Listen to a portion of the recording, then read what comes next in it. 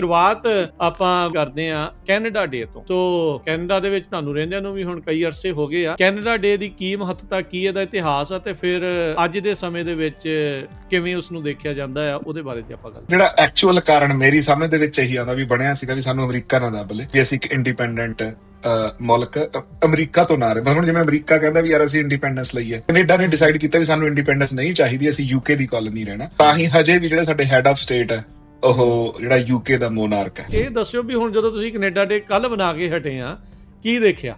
ਸੋ ਜਿਹੜੀ ਕੈਨੇਡਾ ਡੇ ਦੀ ਸੈਲੀਬ੍ਰੇਸ਼ਨ ਹੈ, ਮਤਲਬ ਇੱਥੇ ਪਿਛਲੇ ਹੁਣ 12-13 ਸਾਲ ਜਦੋਂ ਮੈਨੂੰ ਰਹਿੰਦੇ ਨੂੰ ਹੋ ਗਏ ਵੀ ਵੱਧ ਰਹੀ ਹੈ, ਘੱਟ ਨਹੀਂ ਰਹੀ। ਸੋ ਜਿਹੜਾ ਨੈਸ਼ਨਲਿਜ਼ਮ ਦਾ ਉਹ ਆਈਡੀਆ ਹੈਗਾ ਉਹ ਵੱਧ ਰਿਹਾ। 13 ਦੇ ਵਿੱਚ ਸਿਰਫ ਪੂਰੇ ਮਤਲਬ ਜੇ ਆਪਾਂ ਲਾ ਲਈਏ ਜਿਹੜਾ ਗ੍ਰੇਟਰ ਵਿਨੀਪੈਗ ਏਰੀਆ, ਸਿਰਫ 3 ਜਗ੍ਹਾ ਫਾਇਰ ਵਰਕਸ ਹੁੰਦੇ ਸੀ, ਠੀਕ ਹੈ ਨਾ। ਇੱਕ ਜਿਹੜਾ ਫੋਰਕਸ ਤੇ ਹੁਣ ਤਾਂ ਹਰ ਪਿੰਡ ਨੇ, ਕੱਲ ਅਸੀਂ ਸਾਡੇ ਪਿੰਡ ਇੱਥੋਂ ਜਿਹੜਾ ਲਾਗੇ 10 ਕਿਲੋਮੀਟਰ ਸਭ ਤੋਂ ਸਾਊਥ ਨਿਵਰਵਿਲ, ਅਸੀਂ ਉੱਥੇ ਫਾਇਰ ਵਰਕਸ ਦੇਖ ਕੇ ਆਏ। ਵਿਨੀਪੈਗ ਦੇ ਵਿੱਚ ਫੋਰਕਸ ਜਿਹੜਾ ਇੱਕ ਸੈਂਟਰਲ ਥਾਂ ਜਿੱਥੇ ਸਾਰਾ ਵਿਨੀਪੈਗ ਇਕੱਠਾ ਹੁੰਦਾ ਕੈਨੇਡਾ ਡੇ ਮਨਾਉਣ ਲਈ, ਉੱਥੇ ਫਾਇਰ ਵਰਕਸ ਮੈਨੂੰ ਤਾਂ ਲੱਗਦਾ ਵੀ ਕੱਲੇ ਐਮਪੀ ਨੇ ਆਪਣੇ ਇਲਾਕੇ ਦੇ ਫਾਇਰ ਵਰਕਸ ਕਰਾਤੇ ਜੀ। ਕੈਨੇਡਾ ਨੂੰ ਜਦੋਂ ਯੂਐਸ ਨਾਲ ਬੇਸਿਕਲੀ ਨਾ ਕੈਨੇਡੀਅਨਸ ਦੀ ਮੈਂ ਦੇਖਦਾ ਵੀ ਬਹੁਤ ਜ਼ਿਆਦਾ ਬਿਆਨਬਾਜ਼ੀ ਇਸ ਚੀਜ਼ ਤੇ ਡਿਪੈਂਡ ਕਰਦੀ ਹੁੰਦੀ ਵੀ ਅਸੀਂ ਆਪਣੇ ਆਪ ਨੂੰ ਅਮਰੀਕਾ ਤੋਂ ਸੁਪੀਰੀਅਰ ਕਿਵੇਂ ਦਿਖਾਉਣਾ। ਮੈਨੂੰ ਇਹ ਗੱਲ ਬੜੀ ਬਾਦਰ ਕਰਦੀ ਹੈ, ਪਰ ਉਹ ਮਤਲਬ ਉਹ ਜਿਹੜਾ ਕੈਨੇਡਾ ਦਾ ਬੈਂਚਮਾਰਕ ਹੀ ਇਹ ਹੈ ਵੀ ਅਸੀਂ ਅਮਰੀਕਾ ਤੋਂ ਤਾਂ ਵਧੀਆ ਵੀ ਬਾਕੀ ਜੋ ਮਰਜ਼ੀ ਹੋ ਜਾਵੇ ਨਾ। ਸੋ ਇੱਕ ਨਾ ਅਮਰੀਕਾ ਦੇ ਵਿੱਚ ਸ਼ਬਦ ਵਰਤ ਹੁੰਦਾ ਵੀ America is a melting pot, different identities, different cultures ਜਾਂ ਡਿਫਰੈਂਟ ਨੈਸ਼ਨੈਲਿਟੀਜ਼ ਹੈ ਨਾ, ਵੀ ਉਰੇ ਆ ਕੇ ਸਾਰੇ ਮੈਲਟ ਹੋ ਕੇ ਇੱਕ ਸਿੰਗਲ ਆਇਡੈਂਟੀਟੀ ਬਣ ਜਾਂਦੀ ਹੈ, ਅਮਰੀਕਨ ਆਇਡੈਂਟੀਟੀ ਬਣ ਜਾਂਦੀ ਹੈ ਨਾ। ਜਿਹੜੀ ਕੈਨੇਡਾ ਉਹਦੇ ਵਿੱਚ ਜਦੋਂ ਵੀ ਇਸ ਗੱਲ ਦੀ ਹੁੰਦੀ ਹੈ, ਉਹ ਕਹਿੰਦਾ ਵੀ Canada is not a melting pot, it's a mosaic. ਵੀ ਬਿਕਰੀਆਂ ਕੀ ਲਾ ਕੇ ਉਹਨੂੰ ਮੋਜ਼ੇਕ ਨੂੰ ਤਿਆਰ ਕੀਤਾ ਹੋਵੇ, ਕਿਤੇ ਫੁੱਲ ਪਾਇਆ, ਕਿਤੇ ਚਿੜੀ ਬਣਾਈ ਆ, ਹਾਂ ਕਿਤੇ ਕੁਛ ਬਣਿਆ ਵੀ ਉਹ ਅੱਡ ਵੀ। ਹੁਣ ਮਤਲਬ ਕੋਈ ਬੰਦਾ ਪੰਜਾਬ ਤੋਂ ਆਇਆ, ਕੋਈ ਚੀਨ ਤੋਂ ਆਇਆ, ਕੋਈ ਸਪੇਨ ਤੋਂ ਆਇਆ, ਵੀ ਉਹਨਾਂ ਨੂੰ ਮੈਲਟ ਕਰਕੇ ਇੱਕ ਆਇਡੈਂਟੀਟੀ 'ਚ ਨਹੀਂ ਪਾਇਆ, ਉਹਨਾਂ ਨੂੰ ਉਦਾਂ ਹੀ ਐਜ਼ ਅ ਪੀਸਿਸ ਜੋੜ ਕੇ ਉਹ ਪੂਰੀ ਇੱਕ ਕੈਨੇਡੀਅਨ ਆਇਡੈਂਟੀਟੀ ਬਣਾਤੀ। ਸਿੱਖ ਆਪਣੀ ਜਿਹੜੀ ਸੋਵਰਨਿਟੀ, ਉਹਨੂੰ ਇੰਡੀਵਿਜੂਅਲ ਸੋਵਰਨਿਟੀ ਨੂੰ ਉਹ ਭੁੱਲੇ ਹੋਏ ਆ। ਮੈਨੂੰ ਇਹ ਲੱਗਦਾ ਡੈਫੀਨੇਟਲੀ ਲੱਗਦਾ ਜੇ ਇੰਡੀਵਿਜੂਅਲ ਸੋਵਰਨਿਟੀ ਹੋਵੇ, ਜੇ ਇੰਡੀਵਿਜੂਅਲ ਸੋਵਰਨਿਟੀ ਦੇ ਵਿੱਚ ਸਿੱਖ ਰਹਿੰਦੇ ਹੁਣ, ਕਹਿਣ ਦਾ ਮਤਲਬ ਇਹ ਹੈ ਕਿ ਐਜ਼ ਐਨ ਇੰਡੀਵਿਜੂਅਲ ਜੇ ਉਹ ਸਹੀ ਜਗ੍ਹਾ ਤੇ ਆਪਦੀ ਇੰਡੀਵਿਜੂਅਲ ਸੋਵਰਨਿਟੀ ਗੁਰੂ ਦੇ ਆਸ਼ੇ ਦੇ ਹਿਸਾਬ ਨਾਲ ਐਗਜ਼ੀਕਿਊਟ ਕਰ ਰਹੇ ਹੋਣ, ਹਨਾ, ਤਾਂ ਮੈਨੂੰ ਲੱਗਦਾ ਜਿੱਥੇ ਉਹ 10 ਜਣੇ ਖੜੇ ਹੋਣਗੇ ਉਹ 10 ਦੀ ਸੋਵਰਨਿਟੀ ਹੋ ਜਾਊਗੀ, ਜਿੱਥੇ ਉਹ ਲੱਖ ਜਣਾ ਖੜਾ ਹੋਊਗਾ ਉਹ ਲੱਖਾਂ ਜਾਣੇ ਦੀ ਸੋਵਰਨਿਟੀ ਹੋ ਜਾਊਗੀ, ਜਿੱਥੇ ਕਰੋੜ ਜਣਾ ਖੜਾ ਹੋਊਗਾ ਕਰੋੜ ਜਾਣੇ ਦੀ ਸੋਵਰਨਿਟੀ ਹੋ ਜਾਊਗੀ। ਕੀ ਪ੍ਰੋਪੇਗੈਂਡਾ ਇਹੀ ਚੱਲ ਰਿਹਾ ਵੀ ਫਿਰ ਇਹ ਸੋਵਰਨਿਟੀ ਮਾਰੀ ਜਾਈ ਰੱਖੇ? Punjabi radio USA, Punjabi TV USA ਦੇ ਉੱਤੇ ਆਪ ਸਭ ਦਾ ਸਵਾਗਤ ਹੈ। ਸਰੋਤਿਓ, ਪ੍ਰੋਗਰਾਮ ਅਪਡੇਟ ਕੈਨੇਡਾ ਦੇ ਵਿੱਚ ਤੁਹਾਨੂੰ ਸਭ ਨੂੰ ਜੀ ਆਇਆਂ ਨੂੰ ਆਖਦੇ ਹਾਂ। ਮੈਂ ਰਾਜਕਨਵੀਰ ਸਿੰਘ। ਪ੍ਰੋਗਰਾਮ ਦੇ ਵਿੱਚ ਮੇਰੇ ਨਾਲ ਸਾਥ ਦੇਣ ਦੇ ਲਈ ਜੁੜ ਚੁੱਕੇ ਨੇ ਅਰਵਿੰਦਰ ਸਿੰਘ ਕੰਗ ਜੀ ਅਤੇ ਗੁਰਜਸਪਾਲ ਸਿੰਘ ਜੀ। ਦੋਨਾਂ ਨੂੰ ਜੀ ਆਇਆਂ ਨੂੰ ਸਵਾਗਤ ਹੈ। ਸਤਿ ਸ਼੍ਰੀ ਅਕਾਲ ਜੀ। ਸਤਿ ਸ਼੍ਰੀ ਅਕਾਲ ਜੀ। ਸਤਿ ਸ਼੍ਰੀ ਅਕਾਲ ਜੀ। ਅੱਜ ਜਦੋਂ ਆਪਾਂ ਤੁਹਾਡੇ ਨਾਲ ਗੱਲਬਾਤ ਕਰ ਰਹੇ ਹਾਂ, ਕੱਲ ਕੈਨੇਡਾ ਡੇ ਜਿਹੜਾ ਹੋ ਕੇ ਹਟਿਆ ਆ, ਉਹਦੇ ਬਾਰੇ ਵੀ ਚਰਚਾ ਕਰਾਂਗੇ। ਅਮਰੀਕਾ 'ਚ ਇਹਦੀ 250 ਸਾਲਾ ਜਿਹੜੀ ਆ ਉਹ ਆਜ਼ਾਦੀ ਦਾ ਦਿਹਾੜਾ ਆ ਰਿਹਾ ਆ। ਸਿੱਖ ਆਪਣੇ ਪੱਧਰ ਦੇ ਉੱਤੇ ਆਪਣੀ ਆਜ਼ਾਦੀ ਦੀ ਮੁਹਿੰਮ ਦੇ ਵਿੱਚ ਲੱਗੇ ਹੋਏ ਆ। ਸੋਸ਼ਲ ਮੀਡੀਆ ਦਾ ਹੋਰ ਬਹੁਤ ਸਾਰੀਆਂ ਚੀਜ਼ਾਂ ਜਿਹੜੀਆਂ ਉਹ ਚੱਲ ਰਹੀਆਂ। ਸੋ ਅੱਜ ਆਪਣੀ ਜਿਹੜੀ ਗੱਲਬਾਤ ਉਹ ਖੁੱਲ੍ਹੀ ਰਹੇਗੀ, ਇੱਕ ਟੌਪਿਕ ਤੋਂ ਦੂਜੇ ਤੋਂ ਤੀਜੇ ਤੇ ਤੀਜੇ ਤੋਂ ਪਹਿਲੇ, ਤੇ ਇਦਾਂ ਹੀ ਆਪਾਂ ਜਿਹੜੀਆਂ ਗੱਲਬਾਤ ਆ ਉਹ ਇਸ ਦੇ ਵਿੱਚ ਕਰਦੇ ਰਵਾਂਗੇ ਤੇ ਆਪਾਂ ਦੇਖਦੇ ਹਾਂ ਕਿ ਇਸ ਪਾਸੇ ਵੱਲ ਨੂੰ ਕਨਵਰਸੇਸ਼ਨ ਜਾਂਦੀ ਹੈ। ਸ਼ੁਰੂਆਤ ਆਪਾਂ ਗੁਰਜਸਪਾਲ ਜੀ, ਅਰਵਿੰਦਰ ਜੀ ਕਰਦੇ ਹਾਂ ਕੈਨੇਡਾ ਡੇ ਤੋਂ। ਸੋ ਕੈਨੇਡਾ ਦੇ ਵਿੱਚ ਤੁਹਾਨੂੰ ਰਹਿੰਦਿਆਂ ਨੂੰ ਵੀ ਹੁਣ ਕਈ ਅਰਸੇ ਹੋ ਗਏ ਆ। ਕੈਨੇਡਾ ਡੇ ਦੀ ਕੀ ਮਹੱਤਤਾ, ਕੀ ਇਹਦਾ ਇਤਿਹਾਸ ਆ ਤੇ ਫਿਰ ਅੱਜ ਦੇ ਸਮੇਂ ਦੇ ਵਿੱਚ ਕਿਵੇਂ ਉਸ ਨੂੰ ਦੇਖਿਆ ਜਾਂਦਾ ਆ, ਉਹਦੇ ਬਾਰੇ ਜੇ ਆਪਾਂ ਗੱਲ ਕਰੀਏ ਤਾਂ ਹਾਸੇ ਠੱਠੇ ਵਾਲੀ ਉਹਦੇ ਨਾਲ ਹੀ ਸ਼ੁਰੂਆਤ ਕਰਦੇ ਜ਼ਰੂਰ। ਸੋ ਬੇਸਿਕਲੀ ਜਿਹੜਾ ਕੈਨੇਡਾ ਤਾਂ ਬਣਿਆ ਵੀ ਕੈਨੇਡਾ ਅਮਰੀਕਾ ਨਾ ਬਣ ਜਾਵੇ। ਕੈਨੇਡਾ ਡੇ ਬਣਨ ਦਾ ਜਿਹੜਾ ਅਸਲੀ ਕਾਰਨ ਇਹ ਹੈ। ਦੇਖ ਲਓ, ਪਰ ਅਸੀਂ ਤੈਨੂੰ ਨੱਪੜ ਨੂੰ ਫਿਰਦੇ ਆ, ਕੋਈ ਜਿਹਾ ਸੂਬਾ ਬਣਾ ਲੈਣਾ ਅਸੀਂ। ਸੋ ਬੇਸਿਕਲੀ ਜਿਹੜੇ ਯੂਰੋਪੀਅਨ ਸੈਟਲਰ ਜਦੋਂ ਇੱਥੇ ਇਕੱਠੇ ਹੀ ਆਏ, ਉਹ ਨਾਰਥ ਅਮਰੀਕਾ ਦੇ ਵਿੱਚ ਨਾ, ਕੋਲੰਬਸ ਉੱਧਰ ਆ ਗਿਆ, ਇੱਧਰ ਸਾਡੇ ਵੱਲ ਜ਼ਿਆਦਾ ਫਰੈਂਚ ਆਏ। ਫਰੈਂਚ ਨੇ ਆ ਕੇ ਇਹਨੂੰ ਆਪਣੀ ਕਾਲੋਨੀ ਬਣਾਇਆ। ਮੁੜ ਕੇ ਫਰੈਂਚ ਤੇ ਬ੍ਰਿਟਿਸ਼ ਆਪਸ ਦੇ ਵਿੱਚ ਲੜਦੇ ਲੁੜਦੇ ਰਹੇ, ਹਨਾ। ਉਧਰੋਂ ਅਮਰੀਕਾ ਨੇ ਆਪਣੀ ਇੰਡੀਪੈਂਡੈਂਸ ਦੀ ਲੜਾਈ ਵਿੱਢ ਲਈ। ਅਮਰੀਕਾ ਦੇ ਅਗੇਂਸਟ ਬ੍ਰਿਟਨ ਨੇ ਬੇਸਿਕਲੀ ਜਿਹੜੀ ਲੜਾਈ ਵਿੱਢੀ ਹੋਈ ਸੀਗੀ ਕਰਕੇ, ਅਮਰੀਕਾ ਬ੍ਰਿਟਨ ਦੀ ਕਲੋਨੀ ਸੀਗੀ, ਹਨਾ। ਤੇ ਜੇ ਤੁਸੀਂ ਉਹ ਮੂਵੀਆਂ ਮੈਲ ਗਿਬਸਨ ਵਾਲੀਆਂ ਦੇਖੀਆਂ, ਇੰਡੀਪੈਂਡੈਂਸ, ਮੈਨੂੰ ਲੱਗਦਾ ਪੈਟਰੀਓਟ, ਉਹਦੇ ਵਿੱਚ ਤੁਸੀਂ ਦੇਖੋ ਵੀ ਫਰਾਂਸ ਅਮਰੀਕਾ ਦੀ ਇੰਡੀਪੈਂਡੈਂਸ ਮੂਵਮੈਂਟ ਵਿੱਚ ਉਹ ਮਦਦ ਹੈ। ਉਹ ਤਾਂ ਹੀ ਸੀਗਾ ਕਿਉਂਕਿ ਜਿਹੜਾ ਫਰਾਂਸ ਆ ਉਹ ਕੈਨੇਡਾ ਜਿਹੜੀਆਂ ਨਾਰਦਰਨ ਕਾਲੋਨੀ ਸੀਗੀਆਂ ਉਹਨਾਂ ਚ ਉਹ ਬ੍ਰਿਟਨ ਤੋਂ ਹਾਰ ਰਿਹਾ ਸੀਗਾ। ਤੇ ਮੁੜ ਕੇ ਉਸ ਤੋਂ ਬਾਅਦ ਇੰਗਲੈਂਡ ਜਿਹੜੇ ਬ੍ਰਿਟਿਸ਼ ਉਹ ਸੀਗੇ ਉਹਨਾਂ ਨੇ ਡਿਸਾਈਡ ਕੀਤਾ। ਤੇ ਜਦੋਂ ਨਾ ਅਮਰੀਕਾ ਯੂਨੀਅਨ ਬਣ ਗਈ ਉਸ ਤੋਂ ਬਾਅਦ ਅਮਰੀਕਾ ਵਾਲੇ ਕਹਿੰਦੇ ਵੀ ਯਾਰ ਹੁਣ ਉਤਲਾ ਵੀ ਨੱਪੀ ਹੈ, ਅਸੀਂ ਉੱਤੇ ਵੱਲ ਨੂੰ ਜਾਈਏ। ਤਾਂ ਉਹ ਜਿਹੜੀ ਆਪਾਂ 1812 ਦੀ ਬੜੀ ਮਸ਼ਹੂਰ ਲੜਾਈ ਹੈਗੀ ਆ ਜਿਹੜੀ ਕਹਿੰਦੇ ਨਾ ਵੀ ਕੈਨੇਡਾ ਨੇ ਇੱਕੋ ਇੱਕ ਜੰਗ ਅਮਰੀਕਾ ਨਾਲ ਲੜੀ ਤੇ ਉਹਨਾਂ ਨੇ ਅਮਰੀਕਾ ਨੂੰ ਹਰਾਈ, ਉਹ ਐਕਚੁਅਲ ਚ ਉਹ ਬ੍ਰਿਟਿਸ਼ ਫੌਜ ਸੀਗੀ। ਬ੍ਰਿਟਿਸ਼ ਫੌਜ ਨੇ ਸੋ ਅਮਰੀਕਾ ਨੇ ਕੈਨੇਡਾ ਤਾਂ ਉਦੋਂ ਐਗਜ਼ਿਸਟ ਨਹੀਂ ਸੀ ਹੁੰਦਾ, ਦੱਬਣ ਦੀ ਕੋਸ਼ਿਸ਼ ਕੀਤੀ ਉਸ ਇਲਾਕੇ ਨੂੰ। ਹਾਂਜੀ, ਤੇ ਉਹ ਬ੍ਰਿਟਿਸ਼ ਫੌਜ ਸੀਗੀ, ਉਹ ਤਕੜੀ ਸੀਗੀ ਉਦੋਂ, ਹਜੇ ਅਮਰੀਕਾ ਇੰਨੀ ਸਟਰੋਂਗ ਕਾਲੋਨੀ ਨਹੀਂ ਸੀਗੀ। ਤੇ ਉਹ ਬ੍ਰਿਟਿਸ਼ ਫੌਜ ਥੱਲੇ ਆਈ, ਉਹਨਾਂ ਨੇ ਉਦੋਂ ਤੁਹਾਡਾ ਜਿਹੜਾ ਵਾਈਟ ਹਾਊਸ ਆ ਉਹ ਲਾਲ ਹੁੰਦਾ ਸੀਗਾ। ਤੇ ਉਦੋਂ ਕੈਨੇਡਾ ਜਿੱਤਿਆ ਤਾਂ ਉਹਨਾਂ ਨੇ ਵਾਈਟ ਹਾਊਸ ਨੂੰ ਅੱਗ ਲਾਤੀ। ਅੱਗ ਲਾਉਣ ਤੋਂ ਬਾਅਦ ਫਿਰ ਜਦੋਂ ਦੁਬਾਰਾ ਵਾਈਟ ਹਾਊਸ ਬਣਾਇਆ ਤਾਂ ਉਹਨੂੰ ਚਿੱਟਾ ਪੇਂਟ ਕੀਤਾ ਗਿਆ, ਤਾਂ ਕਰਕੇ ਉਹਨੂੰ ਵਾਈਟ ਹਾਊਸ ਕਹਿਣ ਲੱਗੇ। ਪਰ ਅਲਟੀਮੇਟਲੀ ਜਦੋਂ ਅਮਰੀਕਾ ਸਟਰੋਂਗ ਇਨਫ ਹੋ ਗਿਆ ਵੀ ਹਾਂ, ਉਹਨਾਂ ਨੂੰ ਲੱਗਿਆ ਵੀ ਯਾਰ ਹੁਣ ਇਹਨਾਂ ਨੇ ਦੱਬ ਲੈਣਾ, ਫਿਰ ਉਹ ਬ੍ਰਿਟਨ ਨੇ ਤੇ ਜਿਹੜੀਆਂ ਕੈਨੇਡੀਅਨ ਜਿਹੜੀਆਂ ਕਾਲੋਨੀਜ਼ ਸੀਗੀਆਂ ਉਹਨਾਂ ਨੇ ਡਿਸਾਈਡ ਕੀਤਾ ਵੀ ਯਾਰ ਆਪਾਂ ਨਾ ਕਨਫੈਡਰੇਸ਼ਨ ਬਣਾ ਲਈਏ, ਆਪਾਂ ਇਹਨੂੰ ਇੱਕ ਸਿਸਟਮ ਦੇ ਵਿੱਚ ਇਹਨੂੰ ਇੱਕ ਕਾਲੋਨੀਜ਼ ਤੋਂ ਛੱਡ ਕੇ ਇੱਕ ਇਹਨੂੰ ਡੈਮੋਕ੍ਰੈਟਿਕਲੀ ਇਲੈਕਟਡ ਜਾਂ ਇਹਨੂੰ ਇੱਕ ਸਟਰਕਚਰ ਦੇ ਦਈਏ।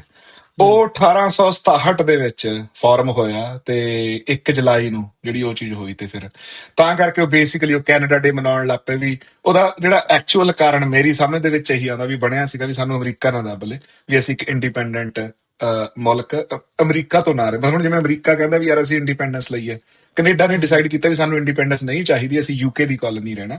ਸੋ ਬੇਸਿਕਲੀ ਤਾਂ ਹੀ ਜਿਹੜਾ ਕਾਮਨਵੈਲਥ ਰਹਿੰਦੇ ਹੋਏ ਉਹ ਚੀਜ਼, ਹਾਂਜੀ ਹਾਂ, ਤਾਂ ਹੀ ਹਜੇ ਵੀ ਜਿਹੜੇ ਸਾਡੇ ਹੈਡ ਆਫ ਸਟੇਟ ਹੈ ਉਹ ਜਿਹੜਾ ਯੂਕੇ ਦਾ ਮੋਨਾਰਕ ਹੈ। ਤੇ ਇਤਿਹਾਸ ਇੰਨਾ ਕੀ ਹੈ ਹਰਮਿੰਦਰ ਸਿੰਘ ਭਾਜੀ, ਮੈਂ ਬਾਹਲਾ ਇਹਨੂੰ ਵਾਟਰ ਡਾਊਨ ਕਰਤਾ। ਜੇ ਤੁਸੀਂ ਕਿਸੇ ਗੱਲ ਤੇ ਤੁਹਾਨੂੰ ਜਿਹਨੂੰ ਓਵਰ ਸਿੰਪਲੀਫਿਕੇਸ਼ਨ ਕਹਿੰਦੇ ਵੀ ਹੁਣ ਕੈਨੇਡਾ ਦੀ ਸਿੰਪਲੀਫਿਕੇਸ਼ਨ ਜਿਹੜੀ ਨਹੀਂ, ਪਰ ਇੰਨੇ ਚ ਕਾਫੀ ਕੁਝ ਪਤਾ ਲੱਗ ਗਿਆ।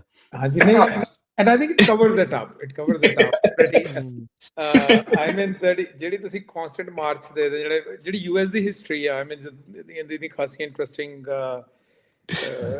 ਪੈਰਾਡਾਈਮਸ ਹੈਗੀਆਂ ਨੇ। ਵੀ ਪਹਿਲਾਂ ਜਦੋਂ ਇੱਥੇ ਆਏ ਹੈਗੇ ਆ ਐਂਡ ਪਿਲਗ੍ਰਿਮਸ ਨਾ ਪਲਾਈਮਾਊਥ ਇੱਥੇ ਲੈਂਡ ਕੀਤੇ ਆ, ਸ਼ੁਰੂ ਦੇ ਵਿੱਚ ਤਾਂ ਪਹਿਲੇ ਪਿਲਗ੍ਰਿਮਸ ਸਰਵਾਈਵ ਵੀ ਨਹੀਂ ਸੀਗਾ, ਹਨਾ।